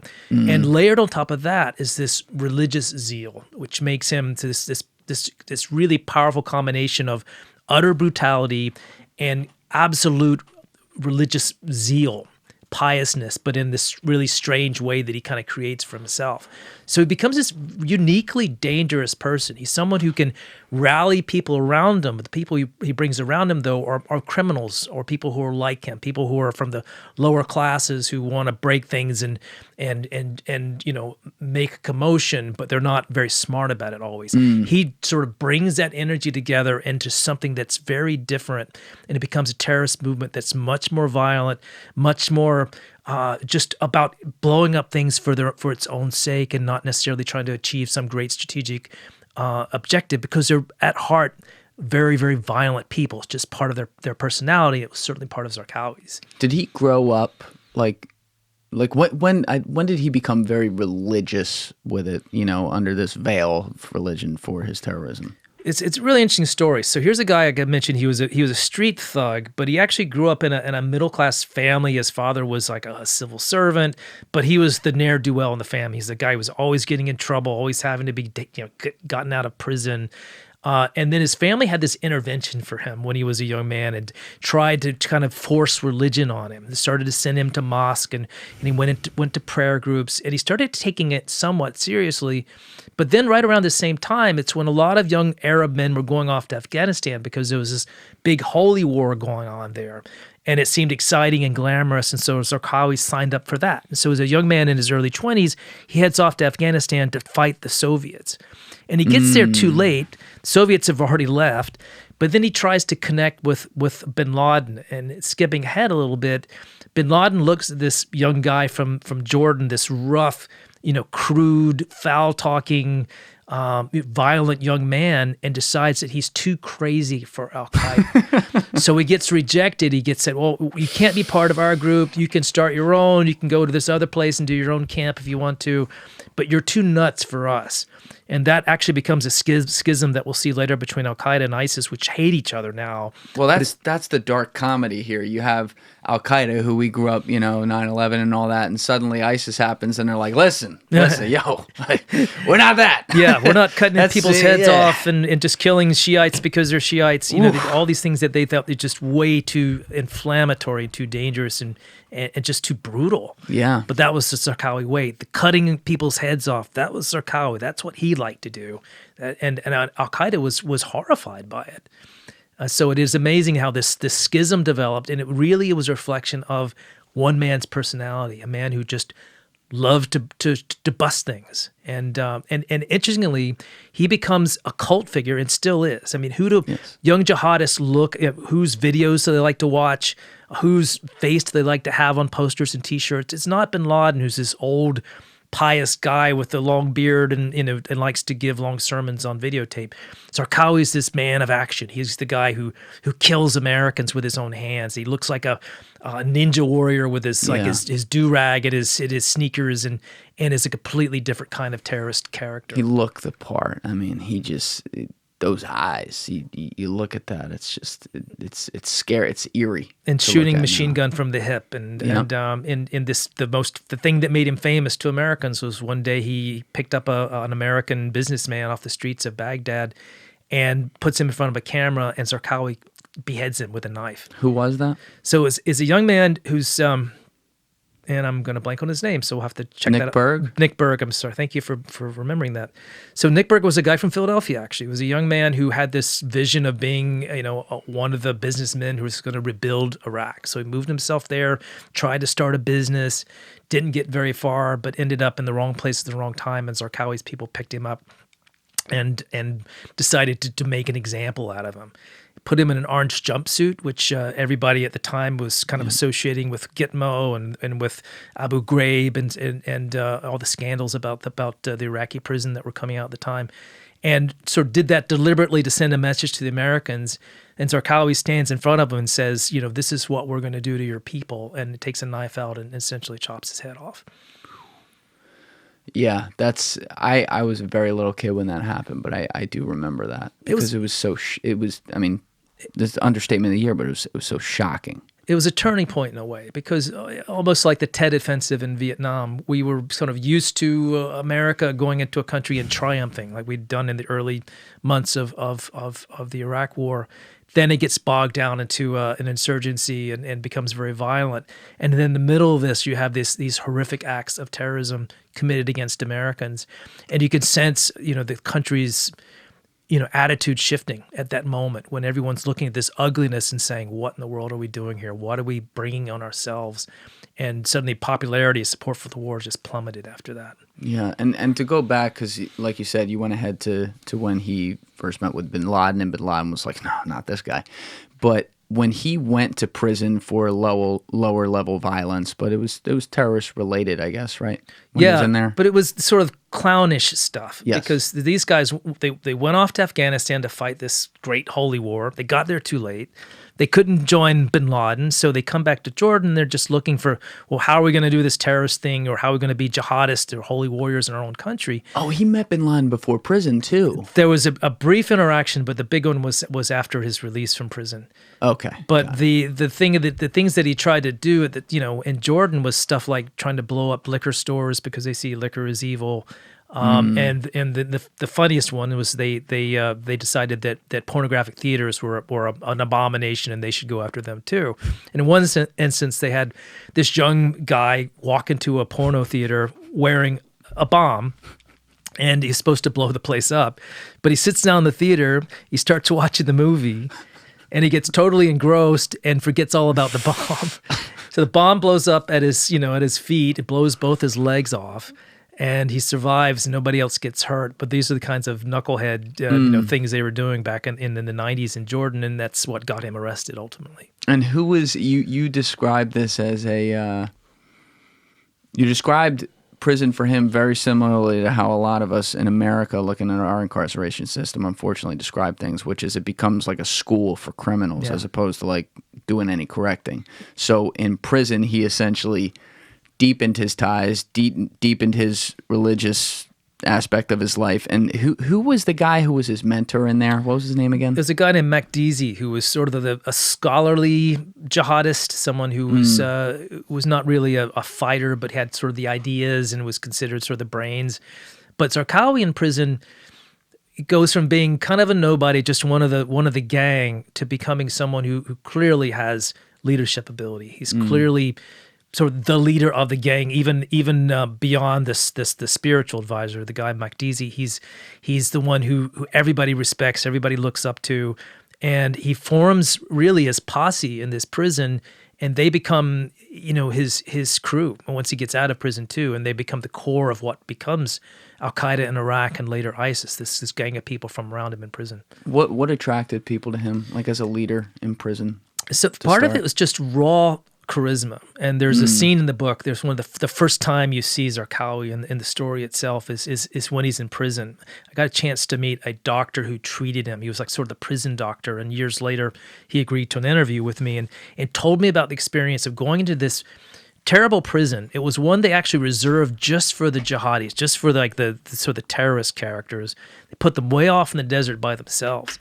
And then in this little sort of prison that was, fairly small and really isolated, they had developed this discipline, like a military discipline of just with Zarqawi being the leader and telling everybody else what to do. And the doctor remarked how he would watch Zarqawi command people just with his eyes. He would lock eyes with someone, nod his head, and the person would do whatever Zarqawi wanted them to do. So there was this fanatical devotion to this man that developed in prison, and that became part of what made him so successful was just sort of this animal magnetism that he had. And so he leaves prison deep into what he views as religion. You pointed out he goes and meets with bin Laden, sits down. Bin Laden says, "Nah, fam, you're crazy." Bin Laden still gave him a little bit of funding, though, to send him to another place. Where was it in Afghanistan he got sent to? Herat, so out in the sort of far western part of Afghanistan. So you can go way out there on the border with Iran and do your own thing out there. And they'll make this little organization just for people from the Levant, so Jordanians, Lebanese, Syrians, people from that part of the world. And you can have them and you can do what you want to do, but you're not Al-Qaeda and you're not part of our brand. So he's basically a cast-off, essentially. And bin Laden thinks he's probably going to hear the last of him. This is because he got out of prison, what, 99? Yeah. So this is also like 99, 2000? So creeping up on 2001. So getting close to a very fateful time in American history, because at this moment, Al-Qaeda is planning what becomes the 9/11 attack. Zarqawi had nothing to do with it. He's off in his own little thing. Nobody probably ever would have heard of him again. He was just kind of off by himself. And then 9/11 happens, and there's this diaspora. All these guys go kind of scoot off their own way. Bin Laden goes into hiding in Pakistan. Zarqawi goes across the mountains into Iraq, into this sort of a no man's land between Iran and Iraq, and tries to restart his terrorist group there. And probably would have, again, faded into obscurity, except for the fact that the United States was making great plans to invade Iraq. Yes. And that was sort of the moment, sort of the turn of history that made him, again, rise to the world stage. So he became, in all the wrong ways, he became the right guy in the right place at the right time because of where he went. But still, after 9/11, it's not like, at least it seems to me, it's not like this dude was anywhere near the top of any list of like terrorist watch lists at the CIA or in intelligence organizations. No, he was still pretty outside small potatoes. Yeah. But in fact, and this is another of the ironies, in this little enclave that he developed in the no man's land between Iraq and Iran, the CIA knew where he was and knew he was a bad guy, knew he was affiliated with terrorist organizations, and wanted to take him out. And a plan was developed in late 2000, get my years right, late 2002, to go after him in this little place where he was in the mountains. And the Bush administration essentially vetoed that idea because they wanted to have this invasion in Iraq. They were afraid that if they did something, they would alert Saddam Hussein to their plans or just kind of disrupt the invasion schedule for some reason. So decided not to do it. So they let Zarqawi essentially get away. And it's also off-brand because they were trying to sell like Al-Qaeda and Saddam got along, which Saddam was an awful guy, but that was not true at all. He was not part of Al-Qaeda. He had no friendship with Al-Qaeda to speak of. And then they end up using Zarqawi as right, I'm skipping ahead a little bit, but around this time, essentially, they don't take this shot, and then we invaded Iraq in March 2003, right? Yep. Okay, so what was the thing again where in the infamous speech that Colin Powell gave at the UN ahead of the invasion, I guess in like February or early March 2003, he spent, I don't know, maybe it was like 15, 20 minutes of this very long speech, however long it was, talking specifically about Al-Zarqawi as one of the reasons why an invasion was going to be merited. So what happened there? Because now, the tinfoil hats out there go, oh, so they didn't take their shot at this guy, and then he gets used in a speech fucking 3 months later. Yeah. So they missed their shot, like you say. But then in February of 2002, the United States is trying to make the case for the invasion of Iraq. 03. Oh, sorry, 03. Yeah. Correct. And so Colin Powell goes to the UN Security Council, makes this big presentation, talks about the weapons of mass destruction, which we know in hindsight didn't exist. Yikes. But the other reason for the attack was this alleged association between between Saddam Hussein and Al-Qaeda. He was trying to argue that these two were in collusion, and if Saddam Hussein gives Al-Qaeda weapons of mass destruction, it'll make them much more dangerous. And they didn't really have any evidence of that, but they'd had this one strange guy, Zarqawi, who was physically located in Iraq. He was up in the mountains where Saddam Hussein couldn't get to him because he was in the Kurdish area and it was in the no-fly zone. But he had once met bin Laden. He had once tried to be part of Al-Qaeda. And so it was enough of a sort of a thread of evidence that Powell felt comfortable going to the Security Council and saying, see, this guy's Zarqawi, he's our evidence. Here's a guy in Iraq who's in cahoots with Al-Qaeda. This is the connection that we've been trying to tell you about. Turns out it was all bullshit. There was no connection. Zarqawi was, hated Saddam, and Saddam hated him if he even knew it existed. He just didn't like these little offshoot groups in his mountains. But it became this sort of one of the reasons we went to war in Iraq in 2003. And while this is all going on as well, another major revelation, I think, in your book, I don't know if it's also been reported other places, but I did not know anything about this.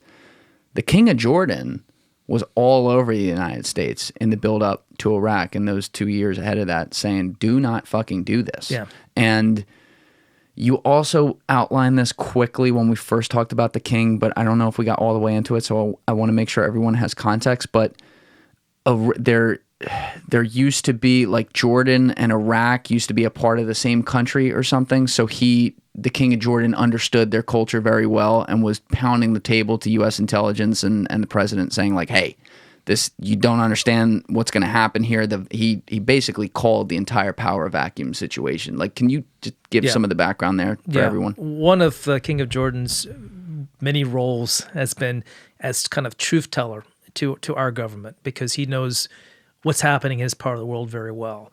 And you're right, there's sort of tribes straddle the border between Iraq and Jordan. Some of the same tribes are on both sides. They know each other very well. The intelligence services communicate very well with one another.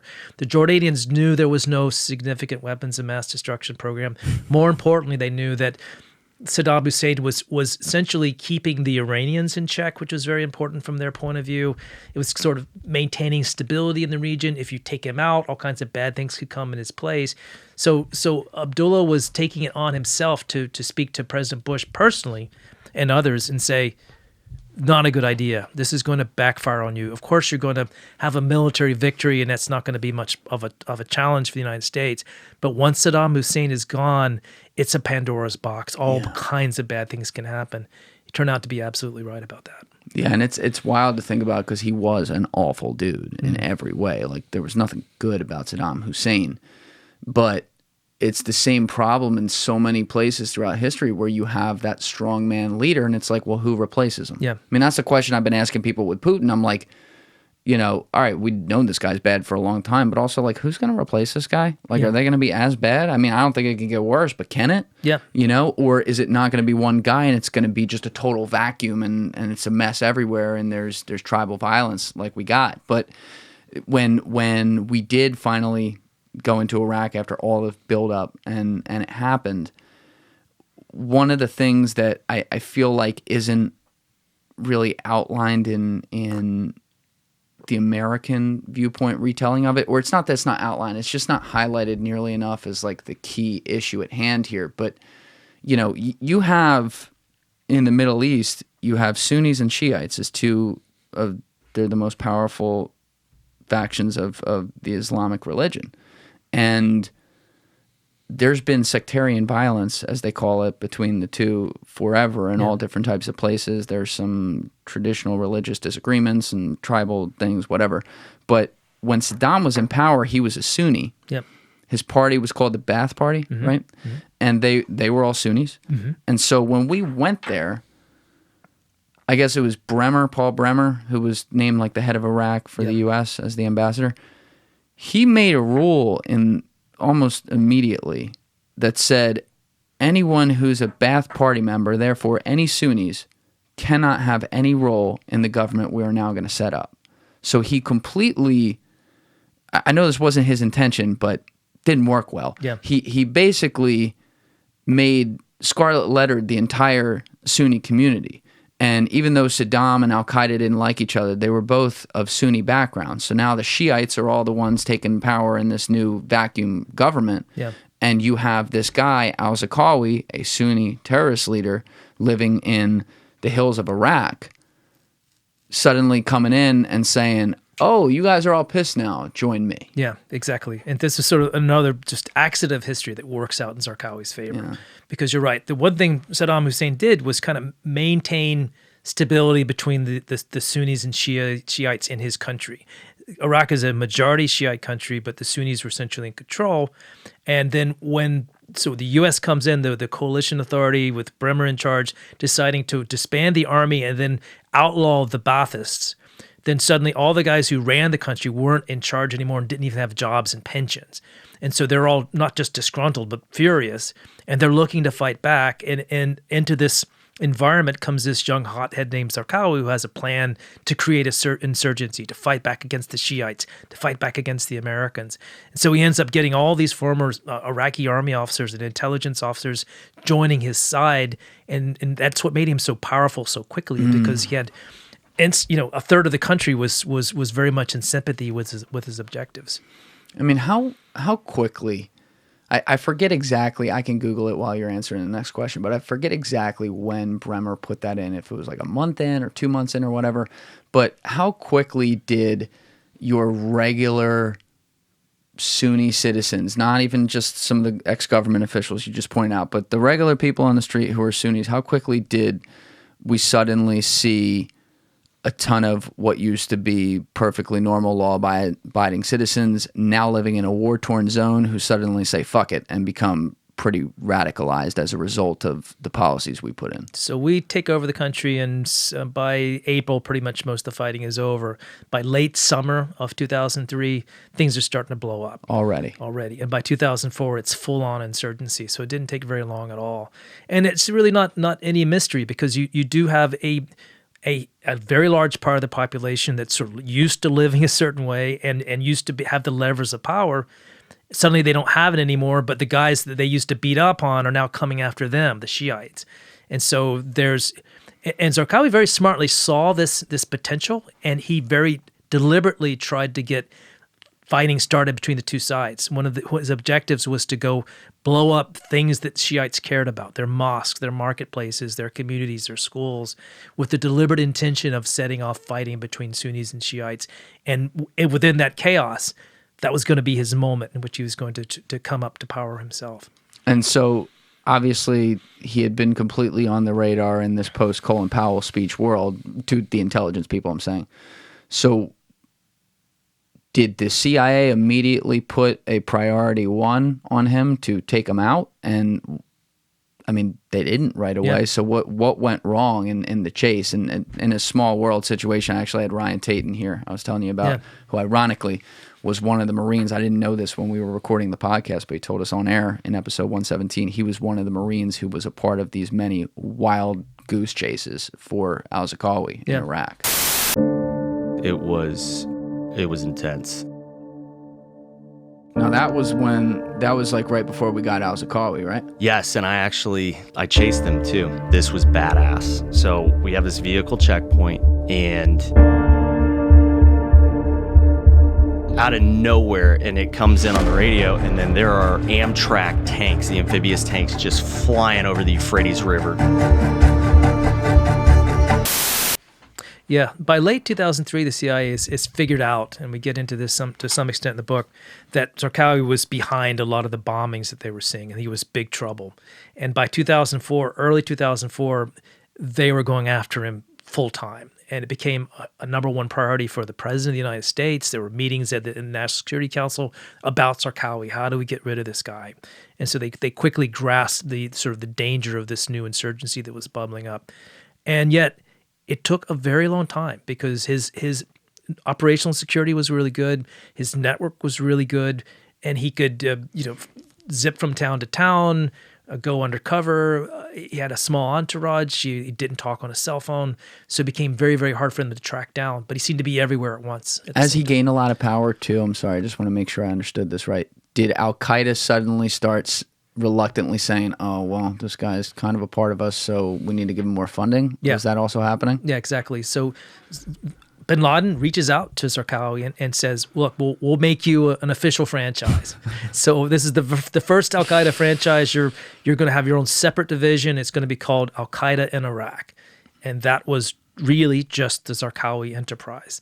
So it had sort of the stamp of approval of Al-Qaeda, of bin Laden himself, which made it much more powerful for some of the extremists.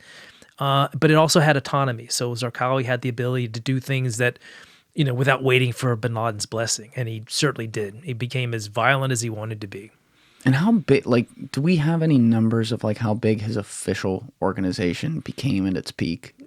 Well, just to give you a sense of numbers, we think about 10,000 foreigners came from other countries to join the organization. Wow. And his army within Iraq, mostly Sunni ex-soldiers, just Sunni people from the street, was probably 3 or 4 times that big. So it wasn't a massive army, but it was pretty sizable. And King Abdullah is over there looking at this going, this guy was a Jordanian. I accidentally let him out of prison, and I told the U.S. never to fucking come here, and look where we are. Yeah, and I told you so. There's a big slice of that. I'll bet.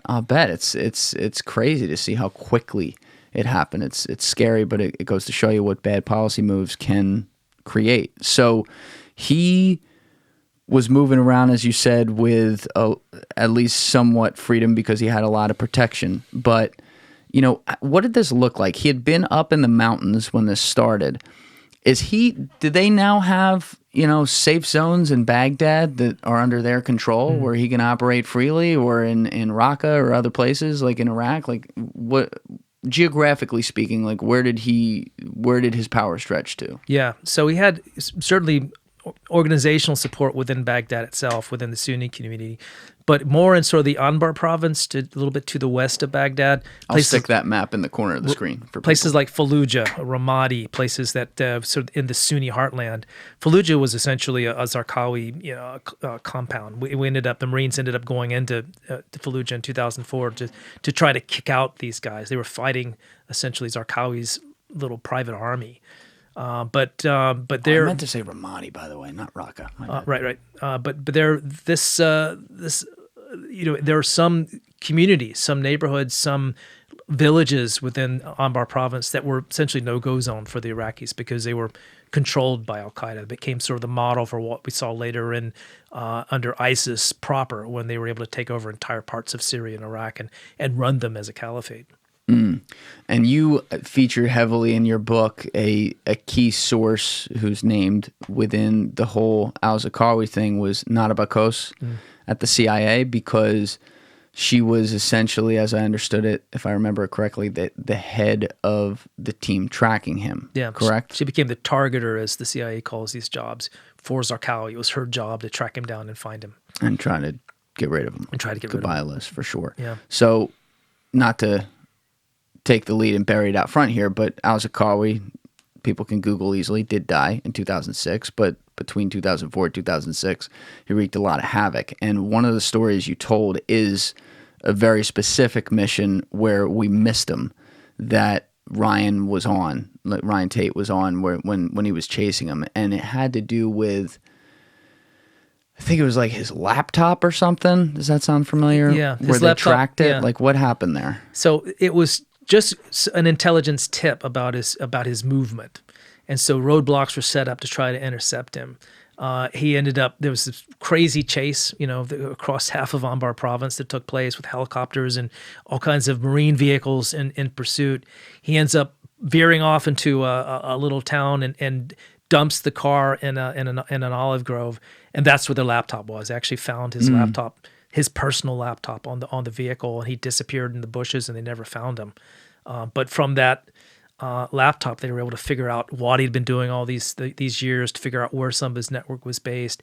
And Stanley McChrystal, the special forces officer I mentioned, uses that essentially a guide to how we're going to go after him and I try to roll up his network. And from late 2004 to 2006, when he's finally killed, the Americans became better and better at finding his hideouts and finding his lieutenants and rolling them up and going after his nodes, communication nodes, until they finally zeroed in on the man himself.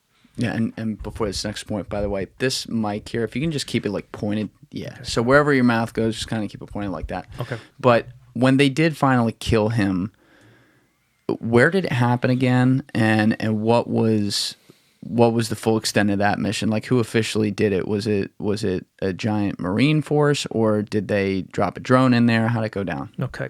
So he had a safe house, and we didn't know about it at first, but there's this town called Bakuba, which is a little bit northeast of Baghdad.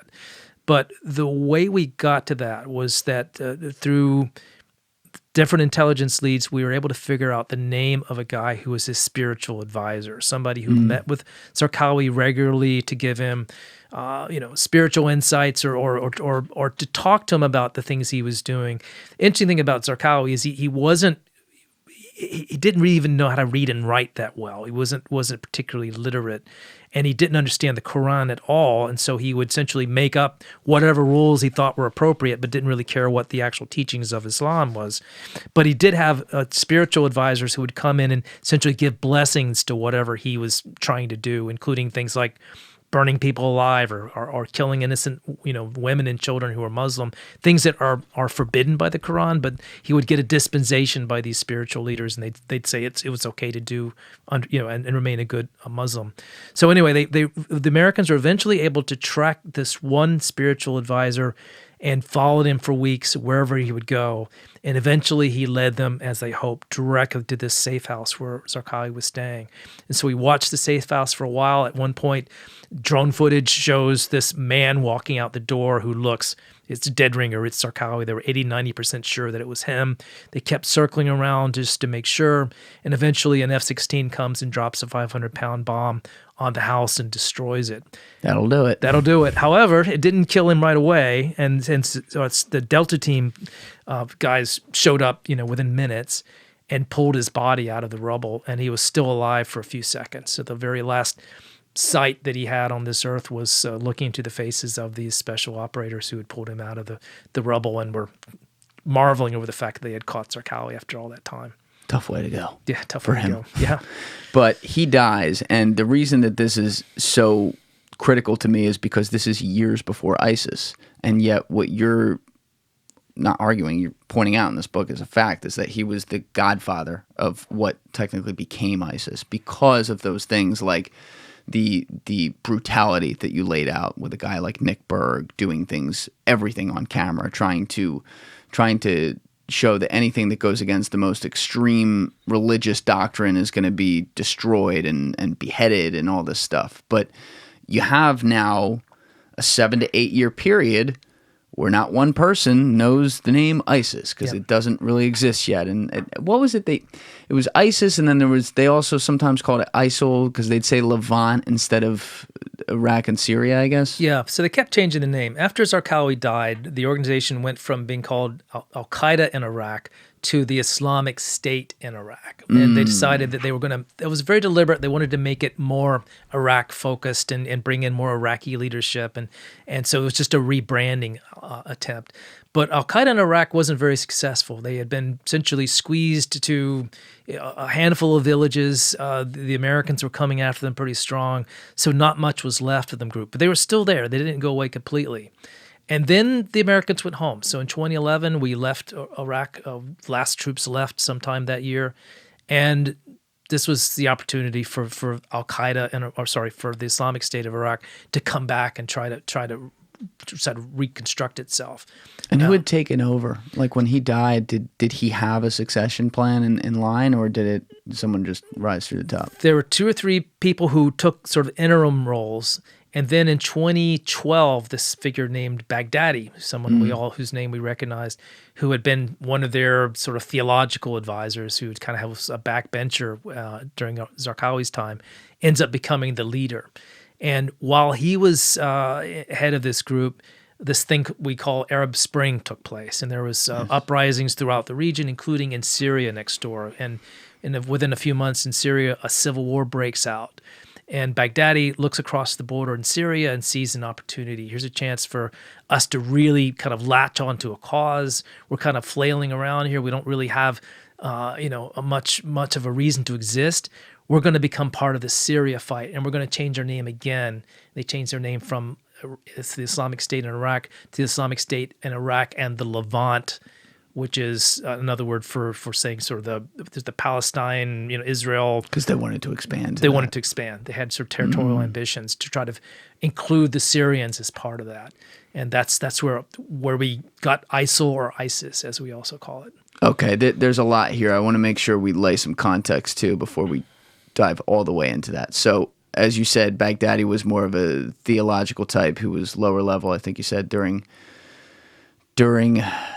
Al-Zarqawi's reign, but he's another one who went to prison for, it sounded like maybe it was like 4 or 5 years, something like that, and essentially came out like a hardened, hardcore, like, let's kill everybody. Yeah. What became the head of ISIS. Yeah. It's a very common story, and we see it again and again in the story of not just Zarqawi, but a lot of his followers, was his experience of being in prison.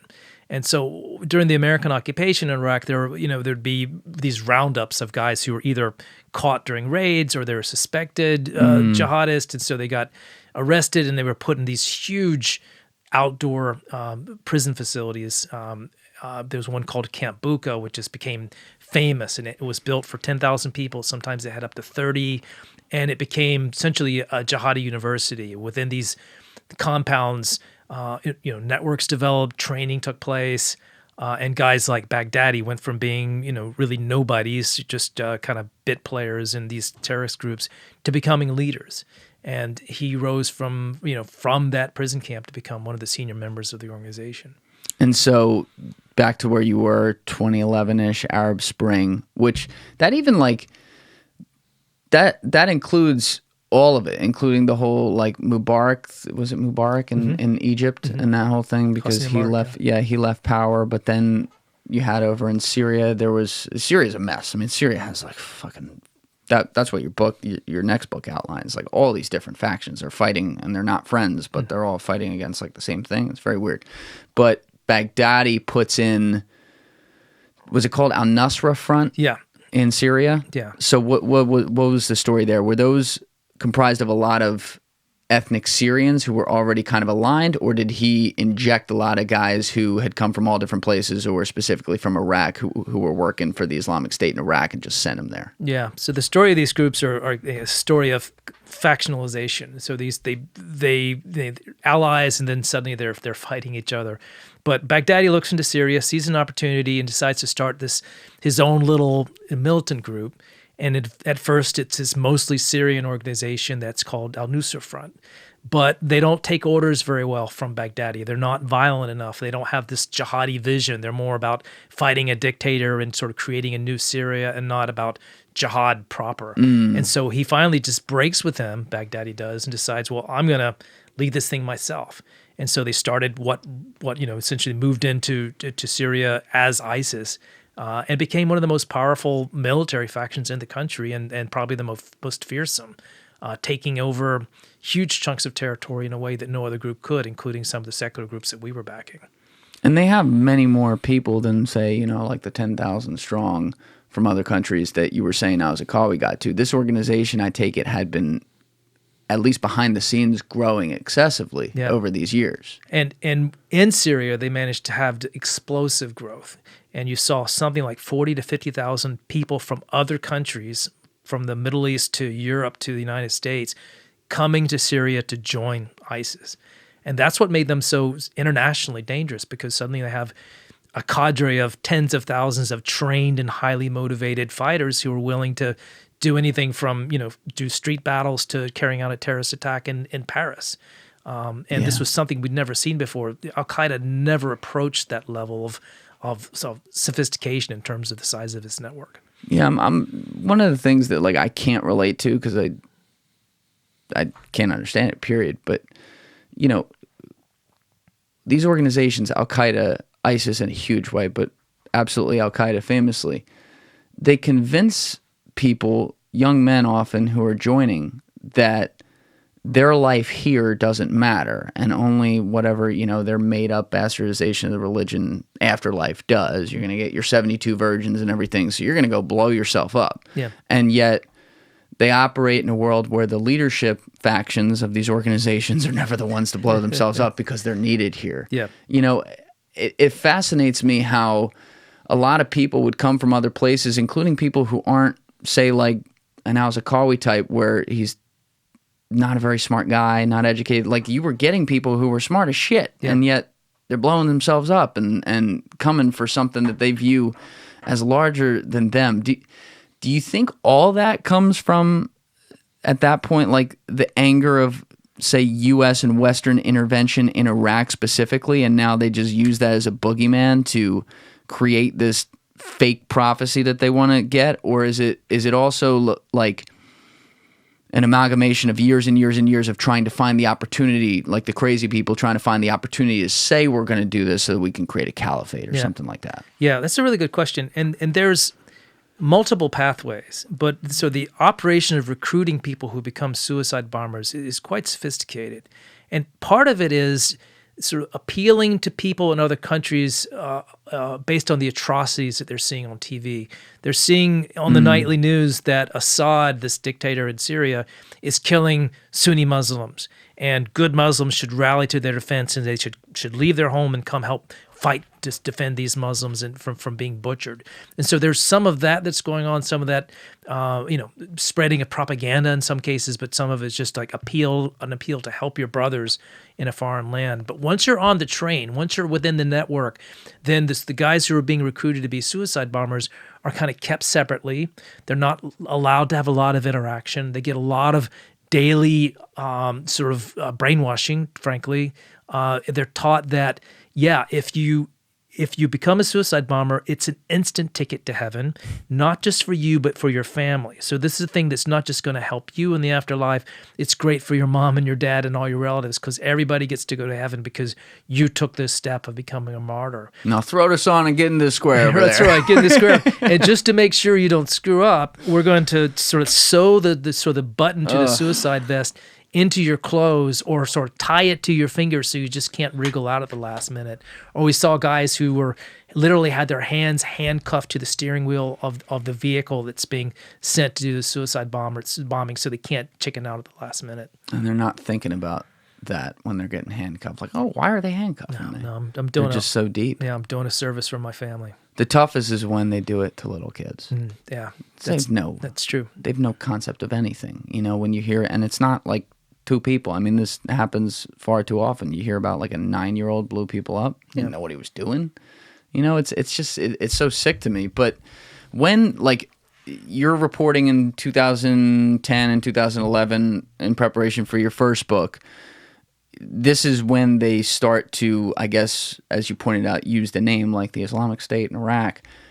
When did they come on your radar, though? Like, when's the first, even if they weren't yet called like ISIS or ISIL officially, like, when were you first like, ooh, the remnants of this Al-Zarqawi guy are becoming the main problem? Yeah. It's, my journey on the Zarqawi story really started with that first book, which was the book about this pediatrician who becomes a suicide bomber. And as I read his writings, because he left a lot of material, left videotaped interviews, or sort of self-taped himself, kind of describing his own journey as a jihadist. And he kept talking about Zarqawi as being this inspirational figure. He talked about having dreams about Zarqawi, and Zarqawi was the guy that that sort of was the beacon that he was being drawn toward. And I became, because of that, more and more fascinated by Zarqawi's story, because it's something that had been covered in the press. Everybody sort of knew about the beheadings and some of these horrible atrocities that were connected with him. I didn't really understand the person. And that led me to get, to get deeper into the personality of this guy who was behind all this. And as I was putting this together, in the background, in Syria, a country that I was covering for the Washington Post, we're starting to see his old organization surface there for the first time. In 2012, we start to see the first bits of that with al-Nusra getting started. Then in 2013, you see ISIS proper moving into the country. And I'm saying to my colleagues— What do you mean by ISIS proper? So like the main organization, once that ISIS back in Iraq decided that we need to get directly involved in the Syrian fight, that happens in early 2013. And I'm thinking, and I'm telling my publisher, this is a really big deal. This group is something else. They're extremely violent. They're very dangerous. They have a lot of abilities. And I was arguing that somebody needed to tell this story because this is becoming very important. And nobody really had heard of this group until 2014. So it was had to do quite an argument to get my publisher interested in this idea that this was going to be something to watch. I had in mind that I was going to write the story about Zarqawi, but I had no idea how big ISIS was going to become when I started on the book, and it just happened as I was literally writing it. And it made it a challenge because I'm mostly finished the book, and I'm not sure how the story ends, because when the book was finished, ISIS was still in control of big chunks of Iraq and Syria, and nobody really knew what the outcome was going to be. So when did you officially agree and sit down and start, agree with the publisher and sit down and start writing? 2014? 2013. So, 2013. Yeah, that's when the work first started. And again, we didn't really know where it was going, but I just knew that it was going to be a huge, huge story, and wanted to tell it, just because I felt it was important. Because just going back and reliving it, and I was trying to follow that full answer before, so if you had already said that about when you started, I'm sorry. But I remember my first exposure to ISIS, on a major scale, was that late summer 2014. I think it was— I get the names wrong. It's not Daniel Pearl. It's James Foley. James Foley. That's it. Yeah. Because you had the guy Jihadi John, who was a British follower who had moved there. One of the people, like you pointed out, who chopped this dude's head off. And it was— the internet unfortunately shared a lot of stuff, so it was all over it. I don't think I ever saw the video of him chopping, thank God. But you see something like that, and it's shocking. And it started to become like the mainstream front page of every paper. So you're a year into writing this at this point. How much of the book was done when that happened? It was probably about half the reporting was done, and maybe a third of the writing.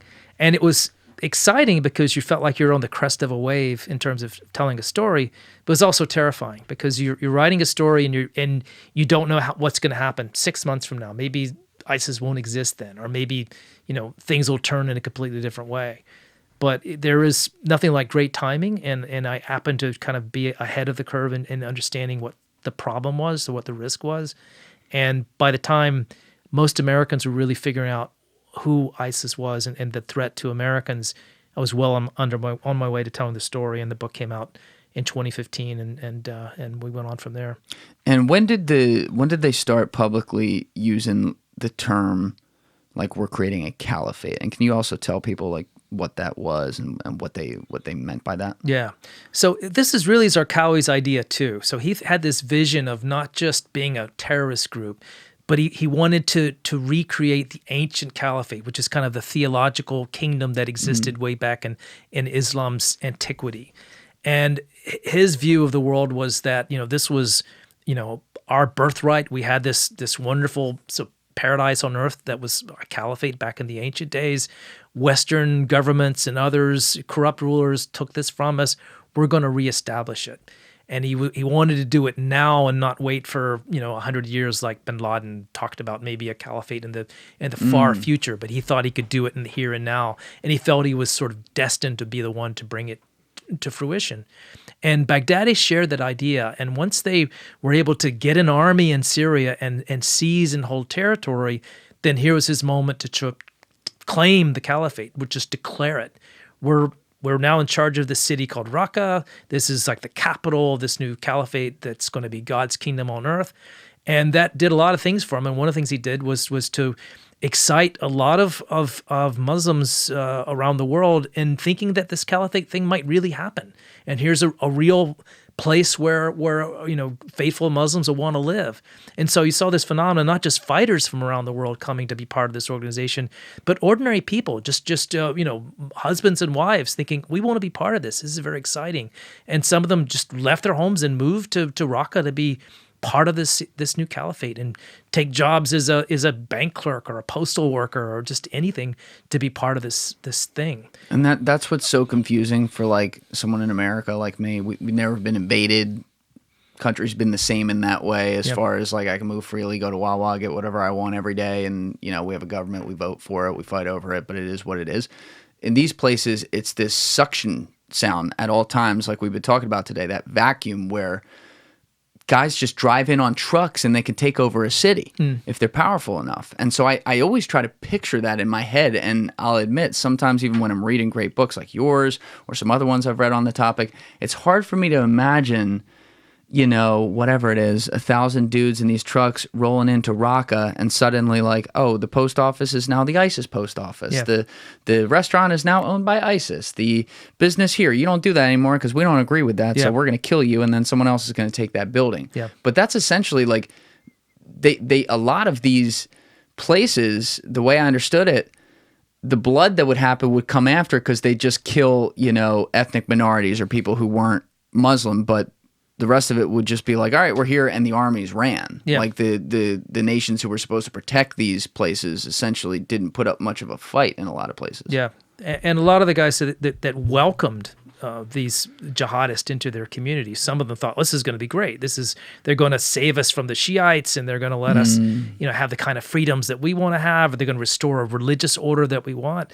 But once a group like ISIS comes in, they're very brutal rulers. They behead people, in public squares and leave the heads, on fence posts, that kind of thing.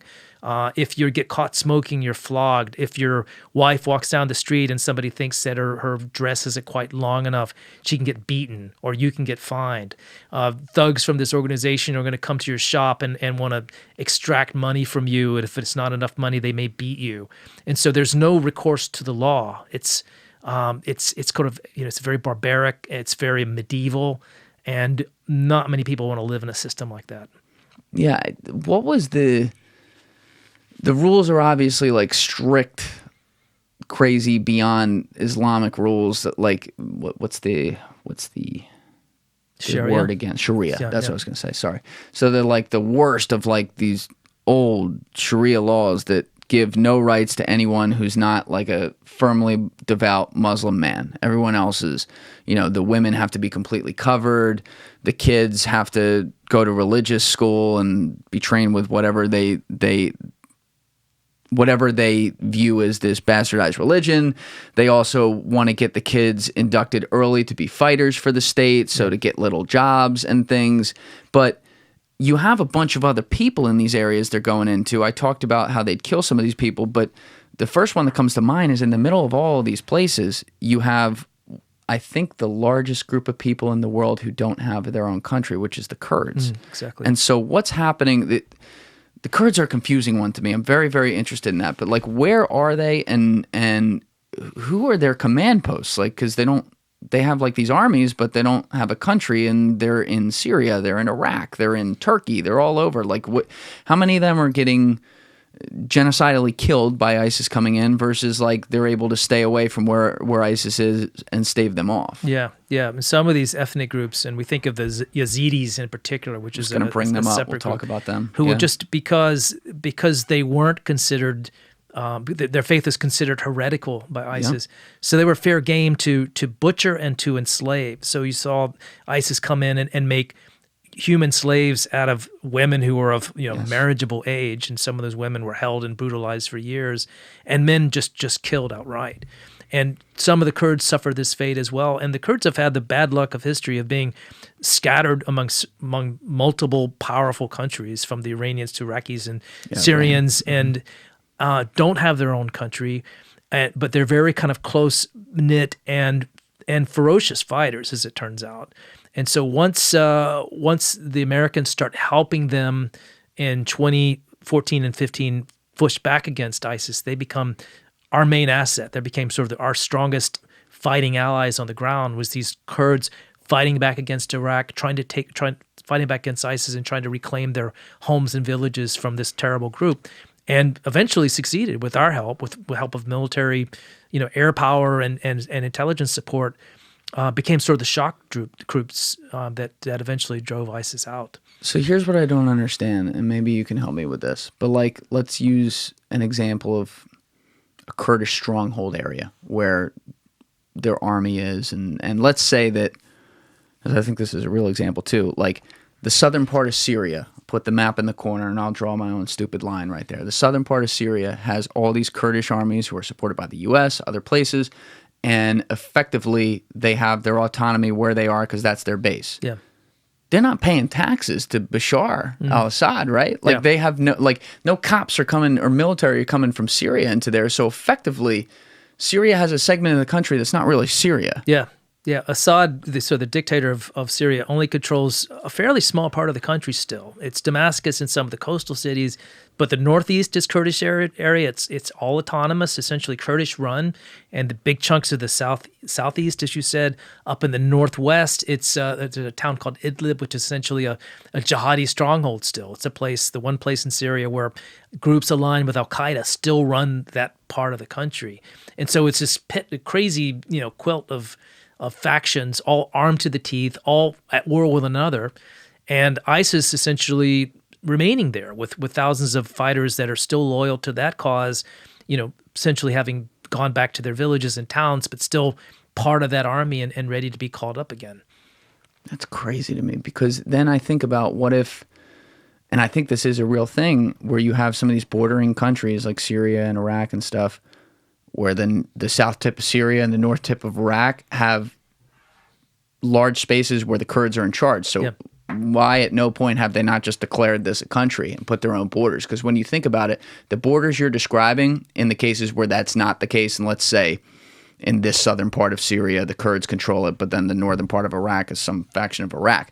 The only reason that border's there is because of Iraq. Yeah. It's not there because of Syria, but Syria gets credit on the map that we draw of, oh, this is Syria, and it's not. It's just, that's a very foreign concept to me. Yeah, and the reason that exists the way it does is because colonial powers back right around the end of the First World War decided to draw up the countries, essentially recreate whole countries that didn't exist before. So before all this had been part of the Ottoman Empire, which is essentially Greater Turkey. They controlled all of Levant, Iraq, a good chunk of the Middle East.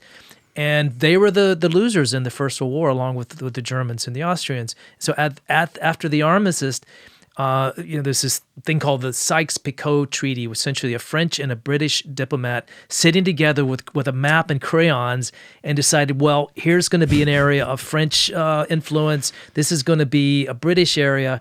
Paid no attention to tribal barriers or what could possibly go wrong. And it's funny because this becomes part of the sort of animating force for ISIS later on, is they would argue to people in Syria and Iraq, you're not really Iraqis or Syrians. You're all Muslims. You should be part of this caliphate because these are artificial countries that shouldn't really exist.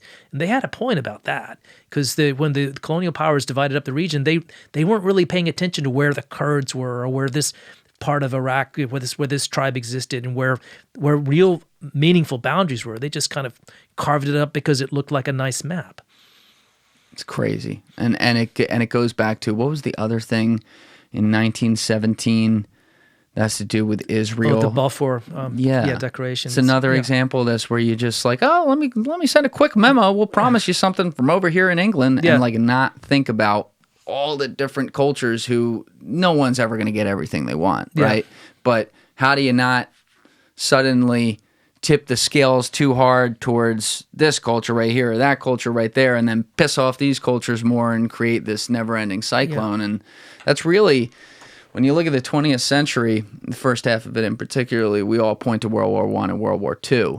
And I think sometimes we forget about the word world in there. Yeah. Because we think about, okay, Nazi Germany and Japan and the Pacific, you could say, in World War II. And we think about, once again, Germany fighting them and all their fronts in World War I. But all the downstream effects of this affected literally everywhere, including South America, where Nazis went to afterwards, That's right? True. And the Middle East is right there. You got Europe, you got the Middle East, and the cultures are nothing like each other. Yeah. So all these, old white dudes chopping it up in the Treaty of Versailles and everything, they had no concept of what the people in that part of the world who their interests are being represented, whether they like it or not right now, what they even want.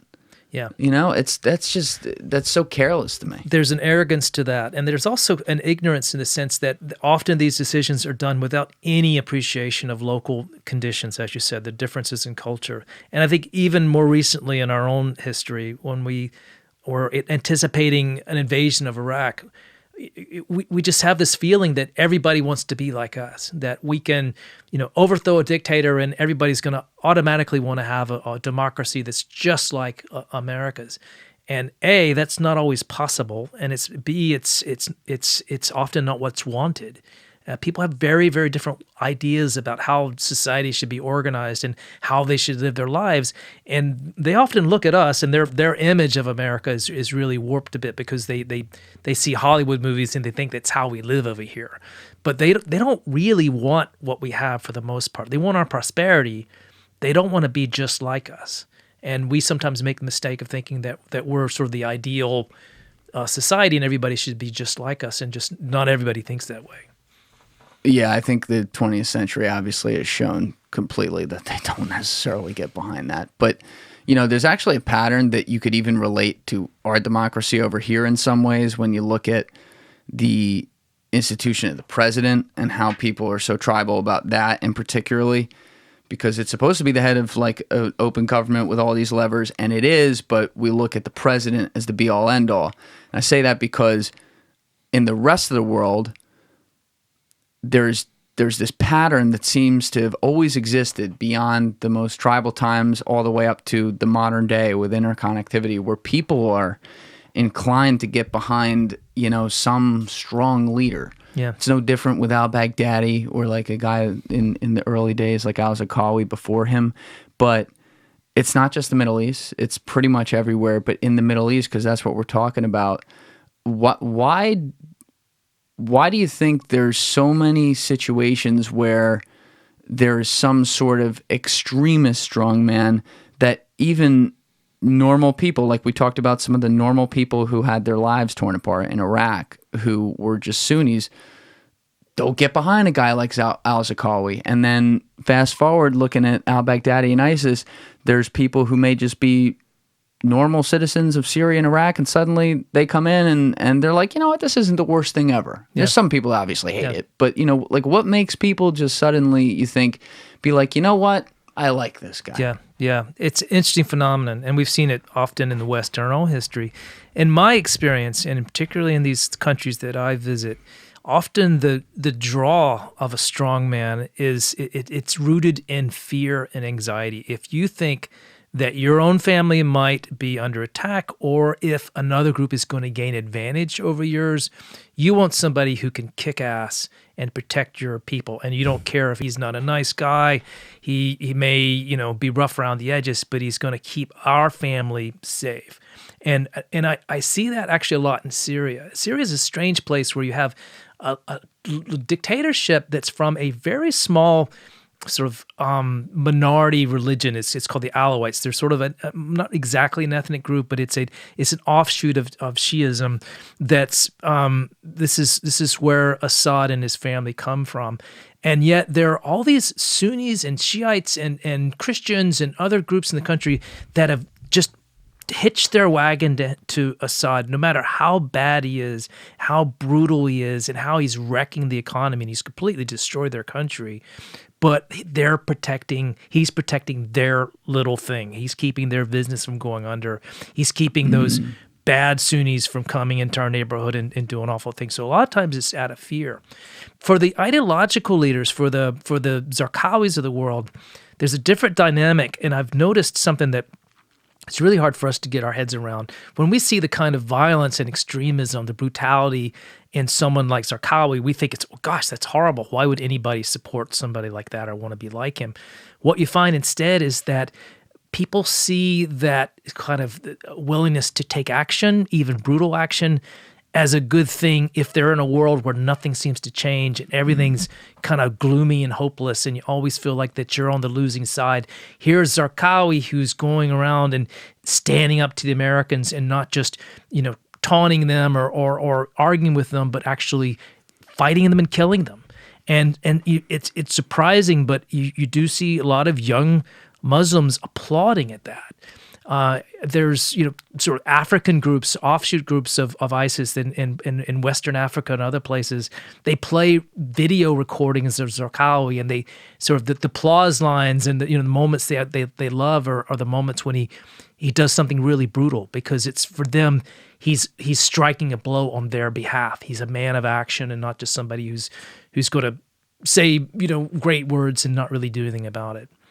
Yeah, that anxiety point towards focusing on people's wallets more than anything, like their livelihood, is pretty spot on, I think, because people, like, I try to study it, especially in America with what we've seen over the last 15 years, especially. It's like people will make their political decisions based on the 1, 2, or 3 things that are most important to them. And a lot of people will go back to what has the most in it for me. And that does come to economically, because they want to support their family and things like that. And it's weird to think about, but even with some of the ideological stuff in this case, if you were a member of Sunni Islam and these guys came in and you had a business and you're like, well, now, our people do have power.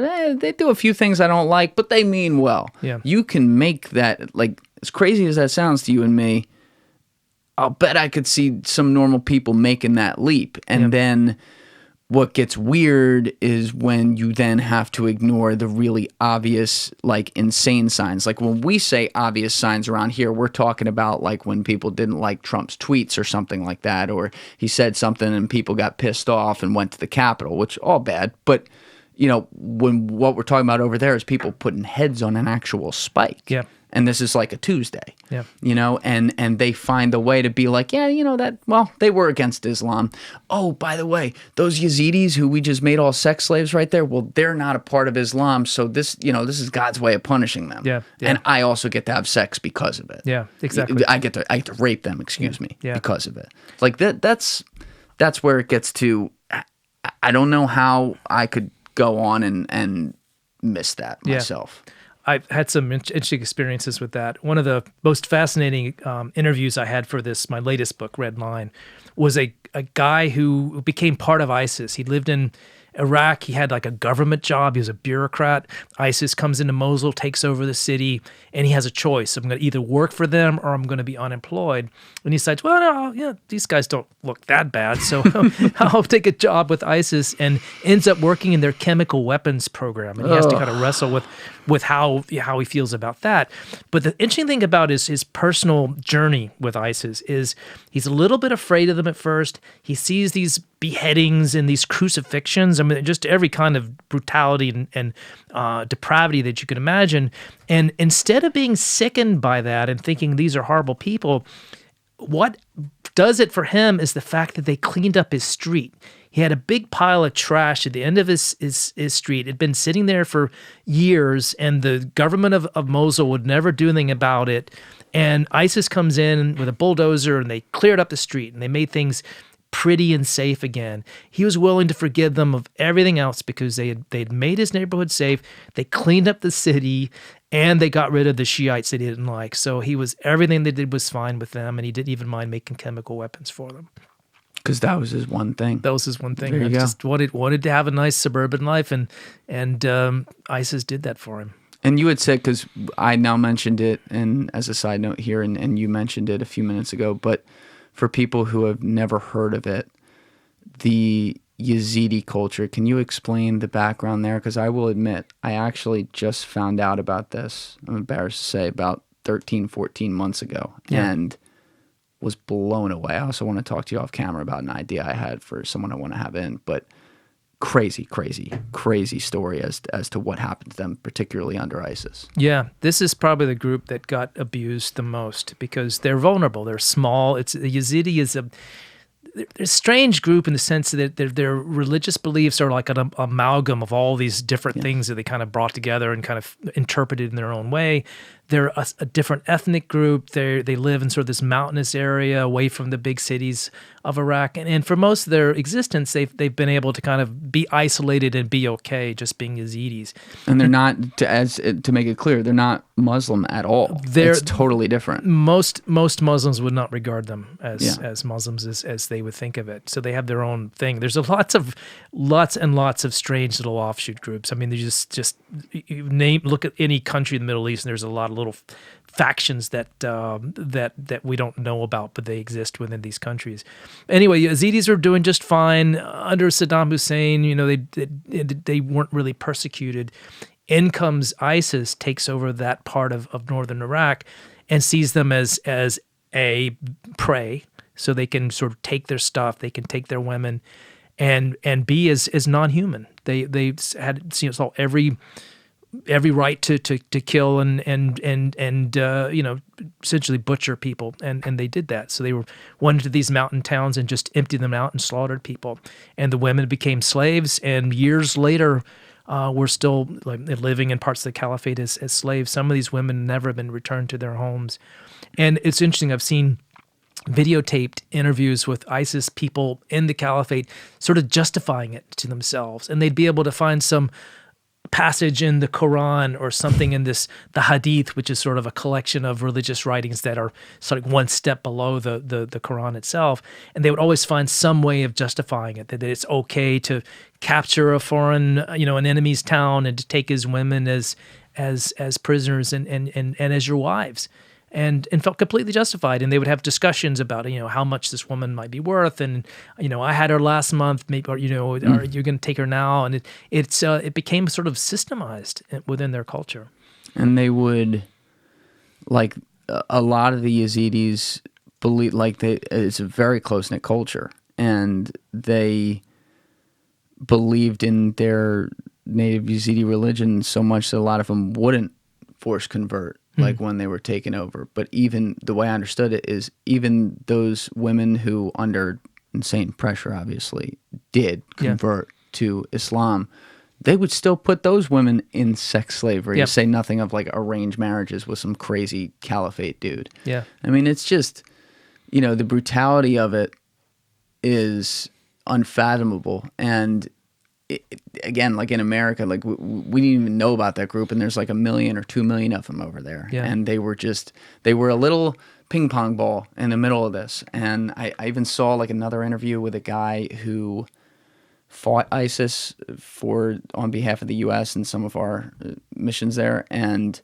he talked about seeing on the drones where they were following, watching them round them all up and shoot all of the men and teenage boys, try to recruit some of the young boys and convert them and make them soldiers, and then they'd watch the women be sent off on buses to slavery. And it's like you're sitting there as an American in this case. Obviously, if you're anyone, a human being, this is all wrong. But you're watching it. You can't even do anything about it. That's crazy to me. It became funnily a turning point for America's involvement in this conflict, because in the beginning, if we can remember this, ISIS is marching across Iraq and taking over towns, and we're trying to prop up the government, the Iraqi government, and try to help them fight off this challenge, which they did a terrible job of. But it was the slaughter of Yazidis and American military officers and intelligence officers watching this butchering going on that finally persuaded the administration that we've got to get involved militarily. So our first big missions in Iraq to fight ISIS were saving the Yazidis and sending helicopters into their cities and helping them fight back, taking out refugees.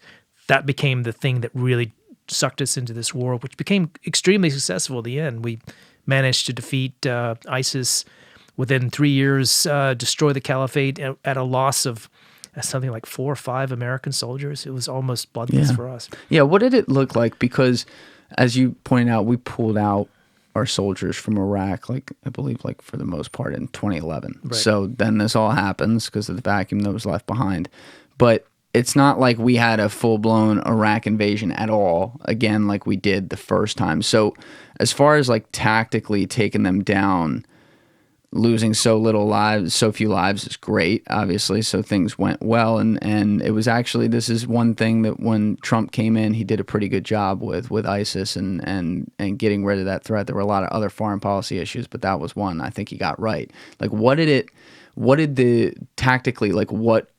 look like? Were we sending over similar like intelligence-backed paramilitary operations, or was there some official military deployments? Like what was the strategy there? Yeah, it was a pretty remarkable campaign. I can't think of anything. Maybe the first Gulf War had elements of this, but it was bringing together a true international coalition. And so at the end, this anti-ISIS coalition involved more than 80 countries and a lot of Arab countries. And when we put together a sort of a military force, it certainly wasn't American ground troops in any great degree. It was Iraqi, Syrian, and Kurdish ground forces, and a lot of air power, American air power, but also Jordanian jets, jets from Qatar, from other Arab, UAE, other countries actually putting skin in the game and flying daily sorties against ISIS, with the Americans centrally sort of coordinating everything,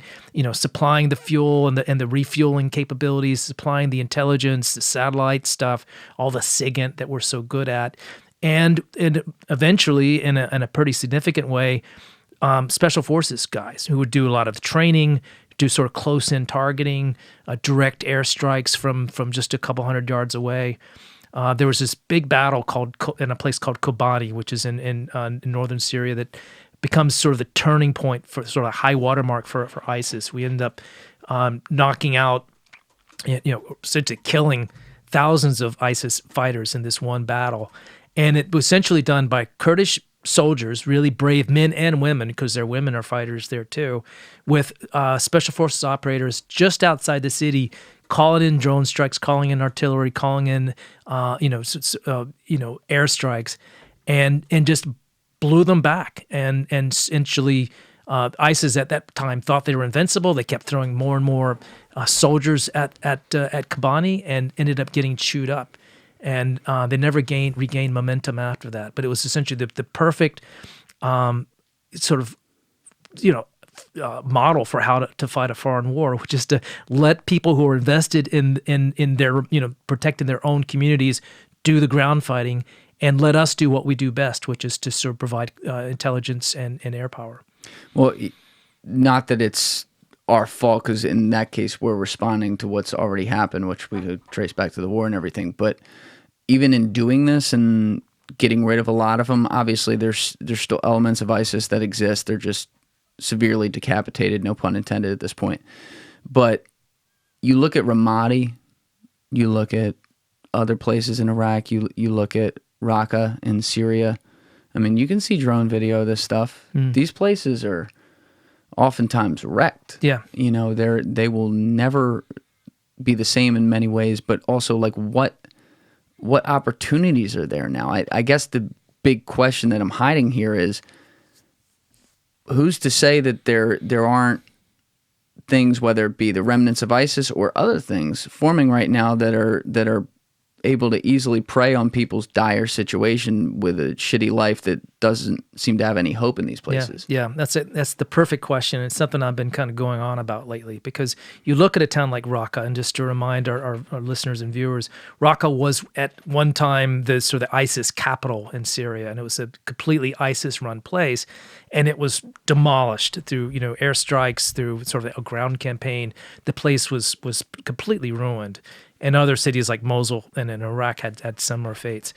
But those cities, particularly ones in Syria, are not being rebuilt to any significant degree, partly because we don't want to give money to the Syrian government that they could, siphon off and kind of use for corrupt purposes or against us in some way. So these cities aren't being rebuilt. And meanwhile, you have a whole generation, how many years has it been now since ISIS took over? It's almost 10, where, kids don't go to school. They don't have a functioning city. They don't have any real hope of going to a university or having a normal life. So what happens to them? They're perfect, very susceptible to radicalization if they're not already there. And we worry every day about the seeds for the next terrorist attack, for the next terrorist organization, the next Zarqawi coming out of places like Raqqa.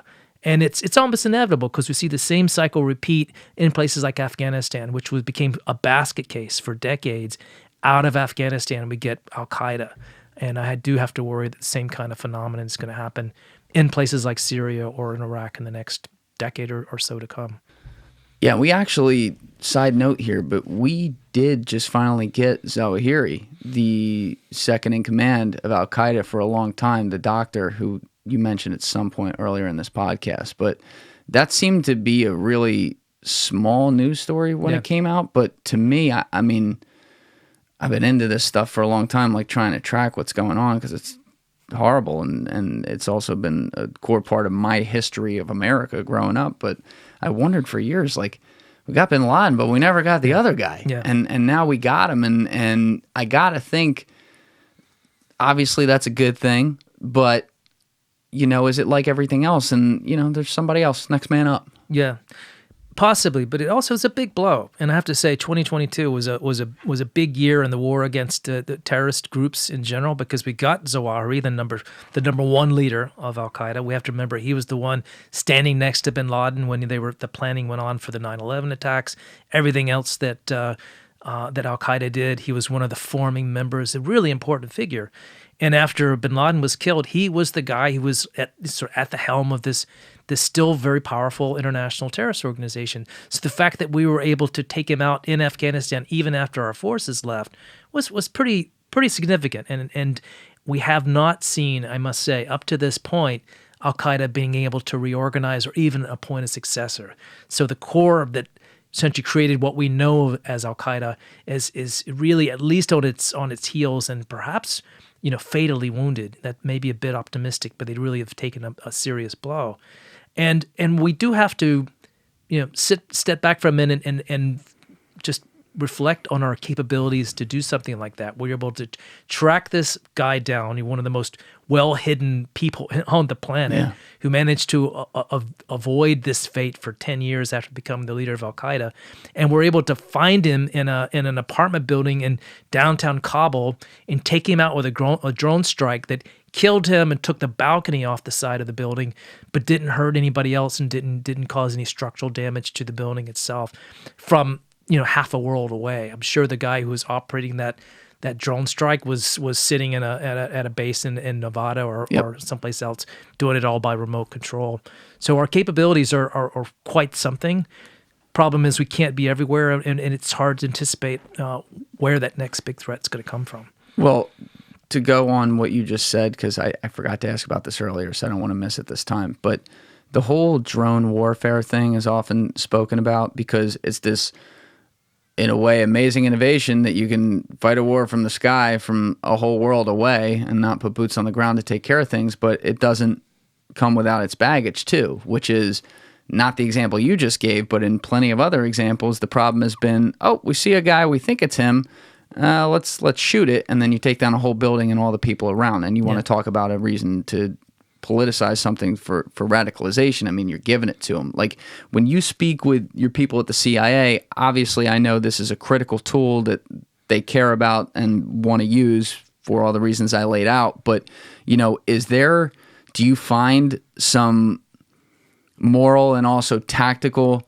wrestling with this situation and perhaps how drone happy we've been across a bunch of presidents now in the conversations you have with them? Yeah, it's funny. No administration has wanted to get rid of it, Democrat or Republican, because it's worked and it hasn't been all that controversial, and that's been a bit of a surprise. The guys who first sort of developed the idea of standoff drone strikes in other countries that we're not at war with assumed this was going to be hugely controversial and probably wouldn't survive. But we've been able to do such successful things with it that now it's just considered, people don't bat an eye when things like this happen.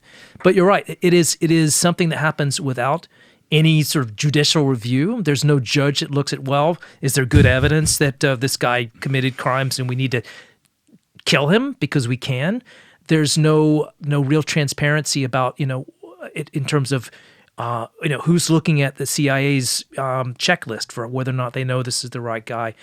So it gets approval often by senior members of the administration, but the public certainly doesn't have any insight. There's no checks and balances on who gets on the kill list, for example. Just a few years ago in Yemen, we killed a guy named Al-Zarqawi who was an American citizen. Yeah.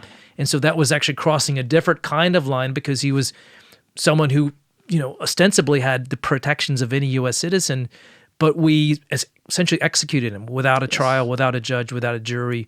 And that's commonplace now. That's not something that's all that rare. When we see a chance and the agency feels there's a security threat to the United States, they take unilateral action. And that's become something that we've all become accustomed to, for good or ill. Yeah, he was a guy on that goodbye list, right? Yeah. That they talk about. He was he was behind a couple of significant terrorist plots, such as the underwear bomber, which you remember from that was 2008 or 9.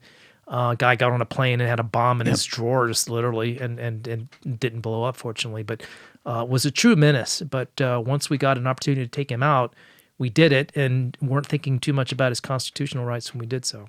Yeah, and he's in another country when you do it. I mean, it was a slippery slope situation for sure. And I remember that one. Yeah, and some of these allies aren't too happy with the fact that we do it. Now, the Pakistanis do complain when we we got a lot of complaints about them too. That is true, and you can imagine how we would feel if another country decides to send some robot weapon into our country to kill somebody that they don't like. It's it's not polite manners for among nations of the world, but we do it all the time because we feel like it's in our vital interest to do it. Pakistan's a weird example because the ISI and a lot of people there, it's kind of like highest bidder goes. They're different, in my book at least. But when you're looking at the greater Middle East and say like ally countries or loosely allied countries, whatever it is, how much coordination goes into, hey, we're going to take some people out with a drone. Yeah. I mean, I got to think like when they're doing this in some countries, like I can't think of an example right now, but maybe I could find one online. Let's say the U.S. drones some dude in Jordan. Sometimes they might not be the one pulling the trigger. Maybe in that case, they just tell how do you say it again? Mukhabarat? Yeah, Mukhabarat. Yeah. Mukhabarat. They tell the Mukhabarat to do it with theirs, or do they do it themselves and just get the okay? Yeah. Like how much of that goes in versus we see it, we're going to shoot them, we'll apologize later. Yeah. So the drones tend to be used in places where we can't get good access on the ground. If it's in a country like Jordan where we have an ally, we can feed information to them and they'll send their own people after them. They're pretty good at finding people who are bad guys and dealing with them in their own way. But if it's in Syria, a place where we can't operate, if it's in certainly if it's in parts of Iraq where we don't really have good access, or we maybe do that with permission of the Iraqis, Yemen frequently. Other places it gets a little trickier because these countries are supposed to be our allies and we don't want to operate unilaterally without their coordination. And that happens though sometimes too. It's a whole new universe.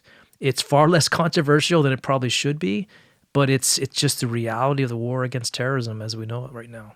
And you mentioned Yemen a couple times too. How familiar, at least like in the course you're reporting, are you with that proxy war situation that's been going on over there? Somewhat. It's not something it's a specialty for me, but I do spend a lot of time looking at the group called the Houthis, who are backed by the Iranians, and they're essentially they're fighting the Saudis and UAE, and also a big faction of the Yemeni population for control of parts of the country. But what's been interesting about Yemen and their insurgencies is they've allied themselves with regional powers. The Houthis become best friends with the Iranians, and the Iranians give them missiles, which they use to attack the Saudis and blow up oil facilities and even bomb their cities.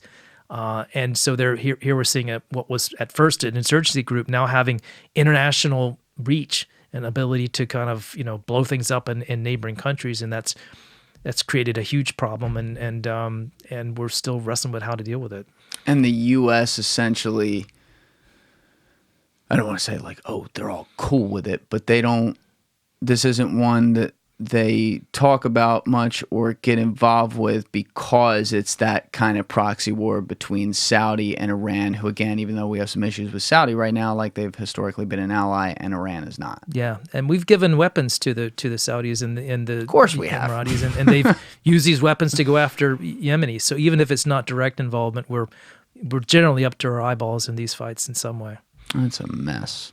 I mean, in the Middle East, though, right now, because next time I bring you in here, we're going to do a real deep, if you're willing to come in here, we're going to do a real deep dive on your latest book, Red Line, which, again, link in description. All the books are in the description. Highly recommend. It is all about Syria and the chemical weapons over there and Al-Assad. It's incredibly interesting. But, in the Middle East as a whole, what is the status right now? Like, let me ask that better. When you're looking at potential threats, like, oh, what's the next thing here? What's number one on your red light list of like, ooh, if this happens, big problem? Yeah. I think the biggest thing that we worry about, and we being my colleagues at the Washington Post, as we look at the world and what's about to blow up and what we think about at night, the situation in Iran is reached a new level of danger, and there are a couple of reasons for that. For years, the Iranians, with their nuclear ambitions, were somewhat controlled by the nuclear agreement called the JCPOA, which was approved under Obama in 2015. And the JCPOA had its problems and issues. It certainly wasn't perfect, but it did keep the Iranians' nuclear program in check for a long time. And then when President Trump unilaterally withdrew from it, the Iranians said, okay, well, screw that. We're just going to create as much enriched uranium as we want to. And so they've been amassing a lot of it. They've got enough uranium to build a nuclear bomb pretty quickly if they choose to. It's always the question of whether or not they intend to do it or not, or whether they just want to have the capability and sort of threaten the world that way. So that's created its own danger, and you have now a more conservative government in Israel, a more hawkish government, a government whose leaders have a tradition of wanting to go after Iran in a much more aggressive way. There's a fear that they're going to want to try to act unilaterally to stop Iran's nuclear program, and that might mean some kind of military strike. And if that happens, then all bets are off in the region, because it's not just a fight between the Iranians and the Israelis, but you have Hezbollah, this huge militia group next door in Lebanon that could respond with tens of thousands of rockets fired into Israel. Other countries in the Middle East could be pulled in. We now see that Iran and Russia have become extremely cozy and are military allies, sharing military equipment at least, and maybe more. So that part of the region has become super worrisome right now, and I'm just really afraid that things could go, sideways for reasons that we don't really think about right now. It could be some incident that, maybe an accidental shooting in the Persian Gulf. A collision between ships, any number of things could touch off a real firestorm, and that's something we can't predict, but we should be prepared for. But what about the current uprisings in Iran? Yeah. So this all started over a young lady who died of a heart attack, huge air quotes there, in prison because she wasn't dressed properly in the eyes of the religious zealotry. And it turned into all these protests, and we even saw at one point there was a report like they imprisoned like 15,000 protesters or something like that. More died, and I've heard less about it over the past few weeks. But I had been hearing that, this might be a real turning point. Yeah. And when I had Jim Lawler in here, who was a CIA nuclear spy for 25 years, he told me, quote, "I'm not aware of any missions the CIA has going on in Iran." To which I said, "I thought you were retired, Jim."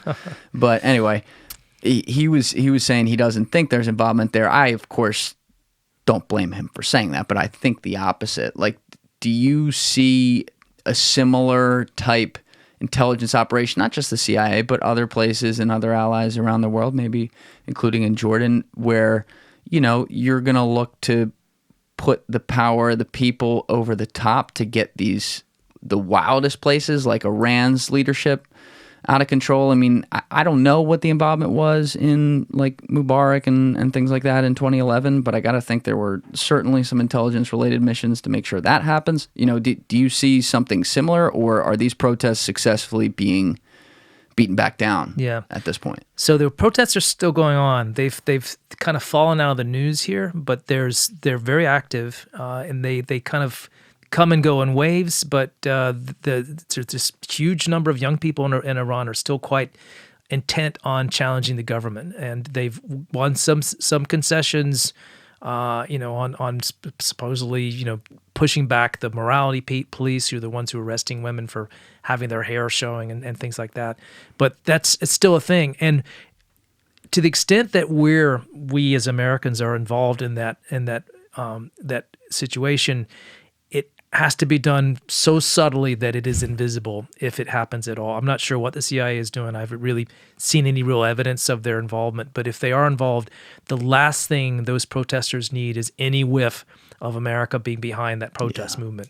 Because the regime is already saying that every day. They're saying this is all done by foreign agitators, and they blame us for being behind it, when really it's organic. It's something that it's pent-up frustration of a whole generation of young people who don't like the way their government is run and would like to change it. We have to be very much behind the scenes and just, wish these guys all the luck and give them all the moral support we can, but not be seen as directing it or supporting it actively, because that could be deadly for the protest. Yeah, and that's why, like, even if a guy like Jim knew something, I'd never expect him to like not say what he said on camera. And I fully understand that, because you don't want, not that this is a huge podcast, but something could get out, right? Yep. So you don't want any whiff of that. It just feels like, Iran has always been gung-ho on doing things, but they're always like a day late and a dollar short. And in the way my head works, being paranoid about stuff, it's like, well, until the day they're not. Yeah.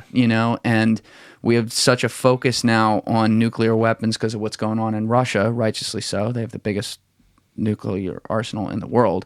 But, it does make you think about the rest of the world, too, as you're thinking about this existential overhanging threat. And I'm kind of at a point where I'm starting to wonder, I'm starting to worry a little less about, like, Putin using a weapon for some reason. Hopefully I am right about to not worrying about that. But, when you look at some of the really extreme places, like in Iran, you're worried about them getting one, but do you actively really worry about them like sending one here? No, not so much that. What I worry about is the fact that if they get one, if they test one, or if everybody believes they have the capabilities, it's worrisome for the neighborhood. It's worrisome for Israel, which might be tempted to act unilaterally to stop it. But it's also it could trigger a wider arms race, because the Saudis are going to look next door and say, look, these are our mortal enemies. If the Iranians have a nuclear weapon, we have to have one too. They could certainly pay for one. And they could even buy one from the Pakistanis, and there's rumors that may have happened already, but no one knows for sure. The Turks have been restrained in their sort of nuclear ambitions. They have commercial nuclear plants. They don't have a nuclear weapons program. Why wouldn't they have one if the Iranians do? So you can see that, just that one development or a perception that the Iranians are nuclear armed could change the calculus to all entire neighborhood about whether or not they need nuclear weapons as well. It's a domino effect, you're saying. And at this day and age, sort of getting a nuclear bomb is not the challenge it used to be. Any country, modern country like Turkey, if they want one, it wouldn't be that hard for them to do. But there's a sense of like mutual self-restraint that nobody wants to escalate in that way. All it takes is for one person to decide to kind of break the rules and become a nuclear power. Everybody else is going to want to have one too, and then we have a much more dangerous world. Yeah, it kind of surprises me that like Iran's never gotten their hands on one. Yeah. Now, I mean, I totally don't know. I'm totally outside the situation, but it would seem like at this point, when they've been around in the world for 80 years, and now they're allied with like Russia, like it wouldn't be that hard. But somehow, and for in this way, a good way, it has been that hard. So I hope it stays that way. Yeah, and the one limiting factor for them is the lack of what we call fissile material, enriched uranium or plutonium. That's hard to make, and if you make it, it's pretty easy for the outside world to see that you're making it. There are certain signatures that we could tell with satellites that Yeah, there's a nuclear enrichment plant here. There's a reprocessing plant over here. We know what those look like. But they have every other part of the bomb that they need, because up until 2003, they had a pretty active nuclear weapons program. And we've seen now, because the Israelis had sent spies into Tehran a few years ago and brought out millions of pages of secret documents that were part of their nuclear program, and we could see what kinds of technologies they mastered and what they tested, and essentially all the main components of what a bomb looks like. So the implosion device, there's very certain kinds of mechanisms that you need to build a nuclear bomb, and they figured all that out. They just were waiting for the moment when they had enough fissile material to make the thing blow up. Now they've got enough. They've got everything they really need down to putting in the last screw, and they just haven't made a political decision to go ahead and make one, because they know it'd be huge consequences if they do cross that line. It's shocking to me, because they don't seem, you read this guy's tweets, he doesn't exactly seem like a measured dude on Twitter. I don't know about that, but you also keep talking about Israel in the middle of this, because obviously they are the one that's not like the other in the Middle East, because it's not an Islamic country, and for a long time everyone around them hated them for that, and now at least they do have some allies. But I should be way more familiar with the exact, I guess, like makeup and process of the Israeli government, but I'm not. And I look at this and I'm like, how the hell does this guy Netanyahu, like, he just left power and he was like on trial or something, and 2 years later, or a year later, whatever it is, he's back in, and the guy's essentially been like in charge of the government for 25, 30 years. Like, how is this different from let's just say an optics standpoint than like a Putin? Yeah, and the worrisome thing right now is that the government, the coalition that he's assembled, has some very anti-democratic members, people who have ideas of creating a greater Israel and essentially negating any rights of the Palestinians, which is not a long-term recipe for stability. And so there's, we look at the flaws in our own political system over here, and it's certainly not perfect. And we're watching just in real time this week how difficult it is to kind of have a functioning democratic government as we know it, because of Congress's struggles in the moment. But the weakness of the parliamentary system is that these governments tend to collapse very quickly. In order to reform one, a guy like Netanyahu has to reach across the aisle to some really unsavory groups in some cases, some real extremists, and some of these hardline religious parties that don't really have very democratic ideas really at all, and has to give them cabinet positions and give them positions of power and authority and put them in charge of the education of the country. Things that are really controversial, and it's hard to imagine how something like that can exist very long in Israel before people start to push back and it all falls apart again. Well, yeah, and that would be total chaos, and that situation, Israel, Palestine, I always put my hands up like this, because I'm like, I empathize with everybody. Yep. And it's a horrible, unsolvable type thing. But I just, optically speaking, it's like the people who are left and the people who are right in this world right now in politics, the pattern is they're just getting pushed farther and farther to whatever their end is. Yeah. So this guy was, I guess like a rightward politician in the 90s. Like, what do you think he is now? Yeah. And he keeps on finding a way back. And what even is the deal with that? Like, what's he on trial for or something? Or is that even going to happen? There's a corruption thing. Yeah. And now that he's prime minister again, I don't know if the process goes forward or not. I was told that's one of the reasons that he wanted to get back in power, because it sort of insulates him from this legal process. But it's been a chronic problem for several prime ministers in the last few years of getting involved in some kind of corruption scandal and having to face charges, sometimes criminal charges. Well, that makes them like every government in the world, guess so. In fairness. That's true. Yeah. But still, it seems a mess. And Jordan still remains a heavy ally of theirs. Who else do they have in the region? Who's like Egypt's a friend? Who else? Well, the Gulf states now, some more than others, but the UAE, essentially you can fly now from Dubai to Tel Aviv.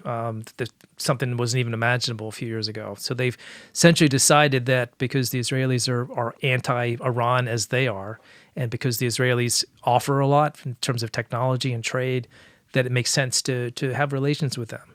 And so you've seen countries like Bahrain and Qatar and others decide that we're going to get along with the Israelis, even though we ostensibly don't like what they're doing with the Palestinians. These other issues are more important to us, and so they get along. And one thing I forgot, because we're almost done here. We're coming up on 3 hours. This has been great, by the way. So I really appreciate you doing this. But we had been talking earlier about your good relationship with the King of Jordan, which is so cool. It's like, guy pulls up to America, he's texting you like, pull up. That's great. But he did get you, as you mentioned, pretty much unprecedented access to sit down with their intelligence organization and the highest up people there. So when you did that, did you learn a lot of things about the intensive ties between the United States and Jordan that you didn't even suspect previously, or was it kind of exactly what you thought? I kind of understood it going in, and it's really something. This is probably, I don't know if it's our closest, maybe our closest, security relationship besides the Israelis, and of course the Europeans are traditional allies in Europe, but it's extremely close to the extent that they don't just help us in the region, but they go other places in the world to help us out. In the first book I wrote, The Story of the Triple Agent, we had a Jordanian intelligence component to that mission of getting this Jordanian spy into Al-Qaeda's tent to try to find bin Laden and others. And they lost one of their senior people in that suicide bombing that took place in 2009 because they were that close with us actually working in Afghanistan. They punch way above their weight in terms of their security apparatus. They get a lot of money from us to help them do that, but they're as well wired in the region and well integrated into kind of figuring out what these bad guys are up to, really, than just about anybody else. The Israelis are extremely good too because of their signals capability. They've got some of the best eavesdropping equipment, some of the best ability to kind of, like, for example, the Israelis discovered a plot a few years ago to turn a laptop into a bomb. So there's a brief period of time where we couldn't bring laptops onto a plane because the Israelis had tipped us off on a pretty significant ISIS threat to put a bomb inside. ISIS had figured that out. ISIS had figured it out, and the Israelis figured out that ISIS had done it. So they're really good at that kind of eavesdropping. The Jordanians are peerless in their what we call human, which are the ability to infiltrate terrorist organizations, get people on the inside, listen to what they're doing, and then provide information, share information that we can then take action on. I might be remembering this incorrectly from your book, so correct me if I'm wrong, but didn't they run the intelligence gathering and solving of that Lawrence Foley case? They were, of course, that happened in. And who was he? Maybe. So Lawrence. Sorry, you mean James, Lawrence? It was James Lawrence Foley, right? You mean the guy who was beheaded, different guy. The one who was the killed. diplomat. Yeah, that's it. Yeah. So they were the ones that solved that case and figured out that Zarqawi was behind it. But he was a diplomat based in Jordan. He's kind of a middle level guy, not like their ambassador, but somebody who was kind of running one of the sort of the organizations within the embassy. And one of Zarqawi's people targeted him at his house. Followed him out to his car and essentially shot him in his carport. And the Jordanians were able to solve the crime and figure out who had done it, who was behind it. And that was back in 2002? Yeah. It was right after the start of the Iraq War, or before the Iraq War, after 9/11. Wild times over there. Well, listen, this has been absolutely great. Like I said, your knowledge of the entire region is pretty absurd. I mean, how often are you getting over there these days? Well, COVID kind of put a stop to it for a while. The way it worked before is I'd go over for sort of long trips. I don't sort of live in the region, but I'm able to go for a couple of weeks and spend time traveling around, and then come back and kind of decompress. And especially on book stuff, that's really important to be able to do, to just really kind of immerse yourself for periods of time and then come back and figure out what to do, how to process it, how to turn it into a story or turn it into a book. And that's second part of the challenge and sometimes the most difficult part. Yeah, on top of all your reporting, you're still doing everything. I don't know how you guys balance that. It's crazy. It's two jobs at once, and they're both more than full-time. Are you working on a new book right now? Yeah, so I'm working on a couple of ideas, and I have to say often the most challenging thing of all is figuring out the idea, because the first book was a natural because I happened to cover it in real time, so the CIA operation. But everything else is finding a topic that you are sufficiently enamored with, that you like enough that you're going to live with it for years, that you're going to eat, sleep, breathe this one topic. But also finding something that is going to appeal to a wide enough audience that people are going to care about it. People are going to want to know what happened, not just in an academic environment, but also just ordinary folks are just going to want to know the story. And then the third challenge is, how do you tell it in an interesting way? How do you make sort of historical events feel almost novel-like in the amount of realism and detail that you could bring to a story? And that's a lot of fun for me when you take real events and recreate them in a way that, without making up a word, turning it into something that just feels compelling and fresh and like you were there. And that's the most exciting part of the job for me, and it's something that takes extraordinary amount of work. But when it comes together and it works well, it's something to be proud of. Yeah, and like obviously ISIS, it's lightning in a bottle because you're writing it while it's going on. It's not like people need to be warned about it, but you end up writing literally the modern history of it. I mean, I think you have the Bible of it right there. And then when you look at other books like Redline that we'll talk about next time, I'll have you in later this year if you're down. But, you know, to me, that's something like you cover a lot of the chemical weapons thing going on in Syria and what happened there and the history and where it stands, because Al-Assad's still in power. And it's like, this is not something we talk about in this country a lot. And it's a threat in that it could be the other type of thing where if something goes wrong, we get stuck in another bullshit endless war. So being able to package a story like that and put it out to get the everyman like me to read it and understand, like, oh shit, wow, this is what happened, this is what's going on. It's a very important thing, and it's, to me, it would be the most gratifying part of the job if I did it. And I hope you do enjoy that, because your books are great, and they're really, they really provide context for guys like me who are just interested to know what the hell's going on. No, thanks so much for that. It really means a lot. Awesome. Well, everyone can get those books linked down in the description of all three. Would highly recommend the two I've read, and I am going to go back and read The Triple Agent as well, because love that story. Pretty wild. Joby, thank you so much, man. It's been an absolute blast. Thanks for having me. And we will do it again. Everybody else, you know what it is. Give it a thought. Get back to me. Peace.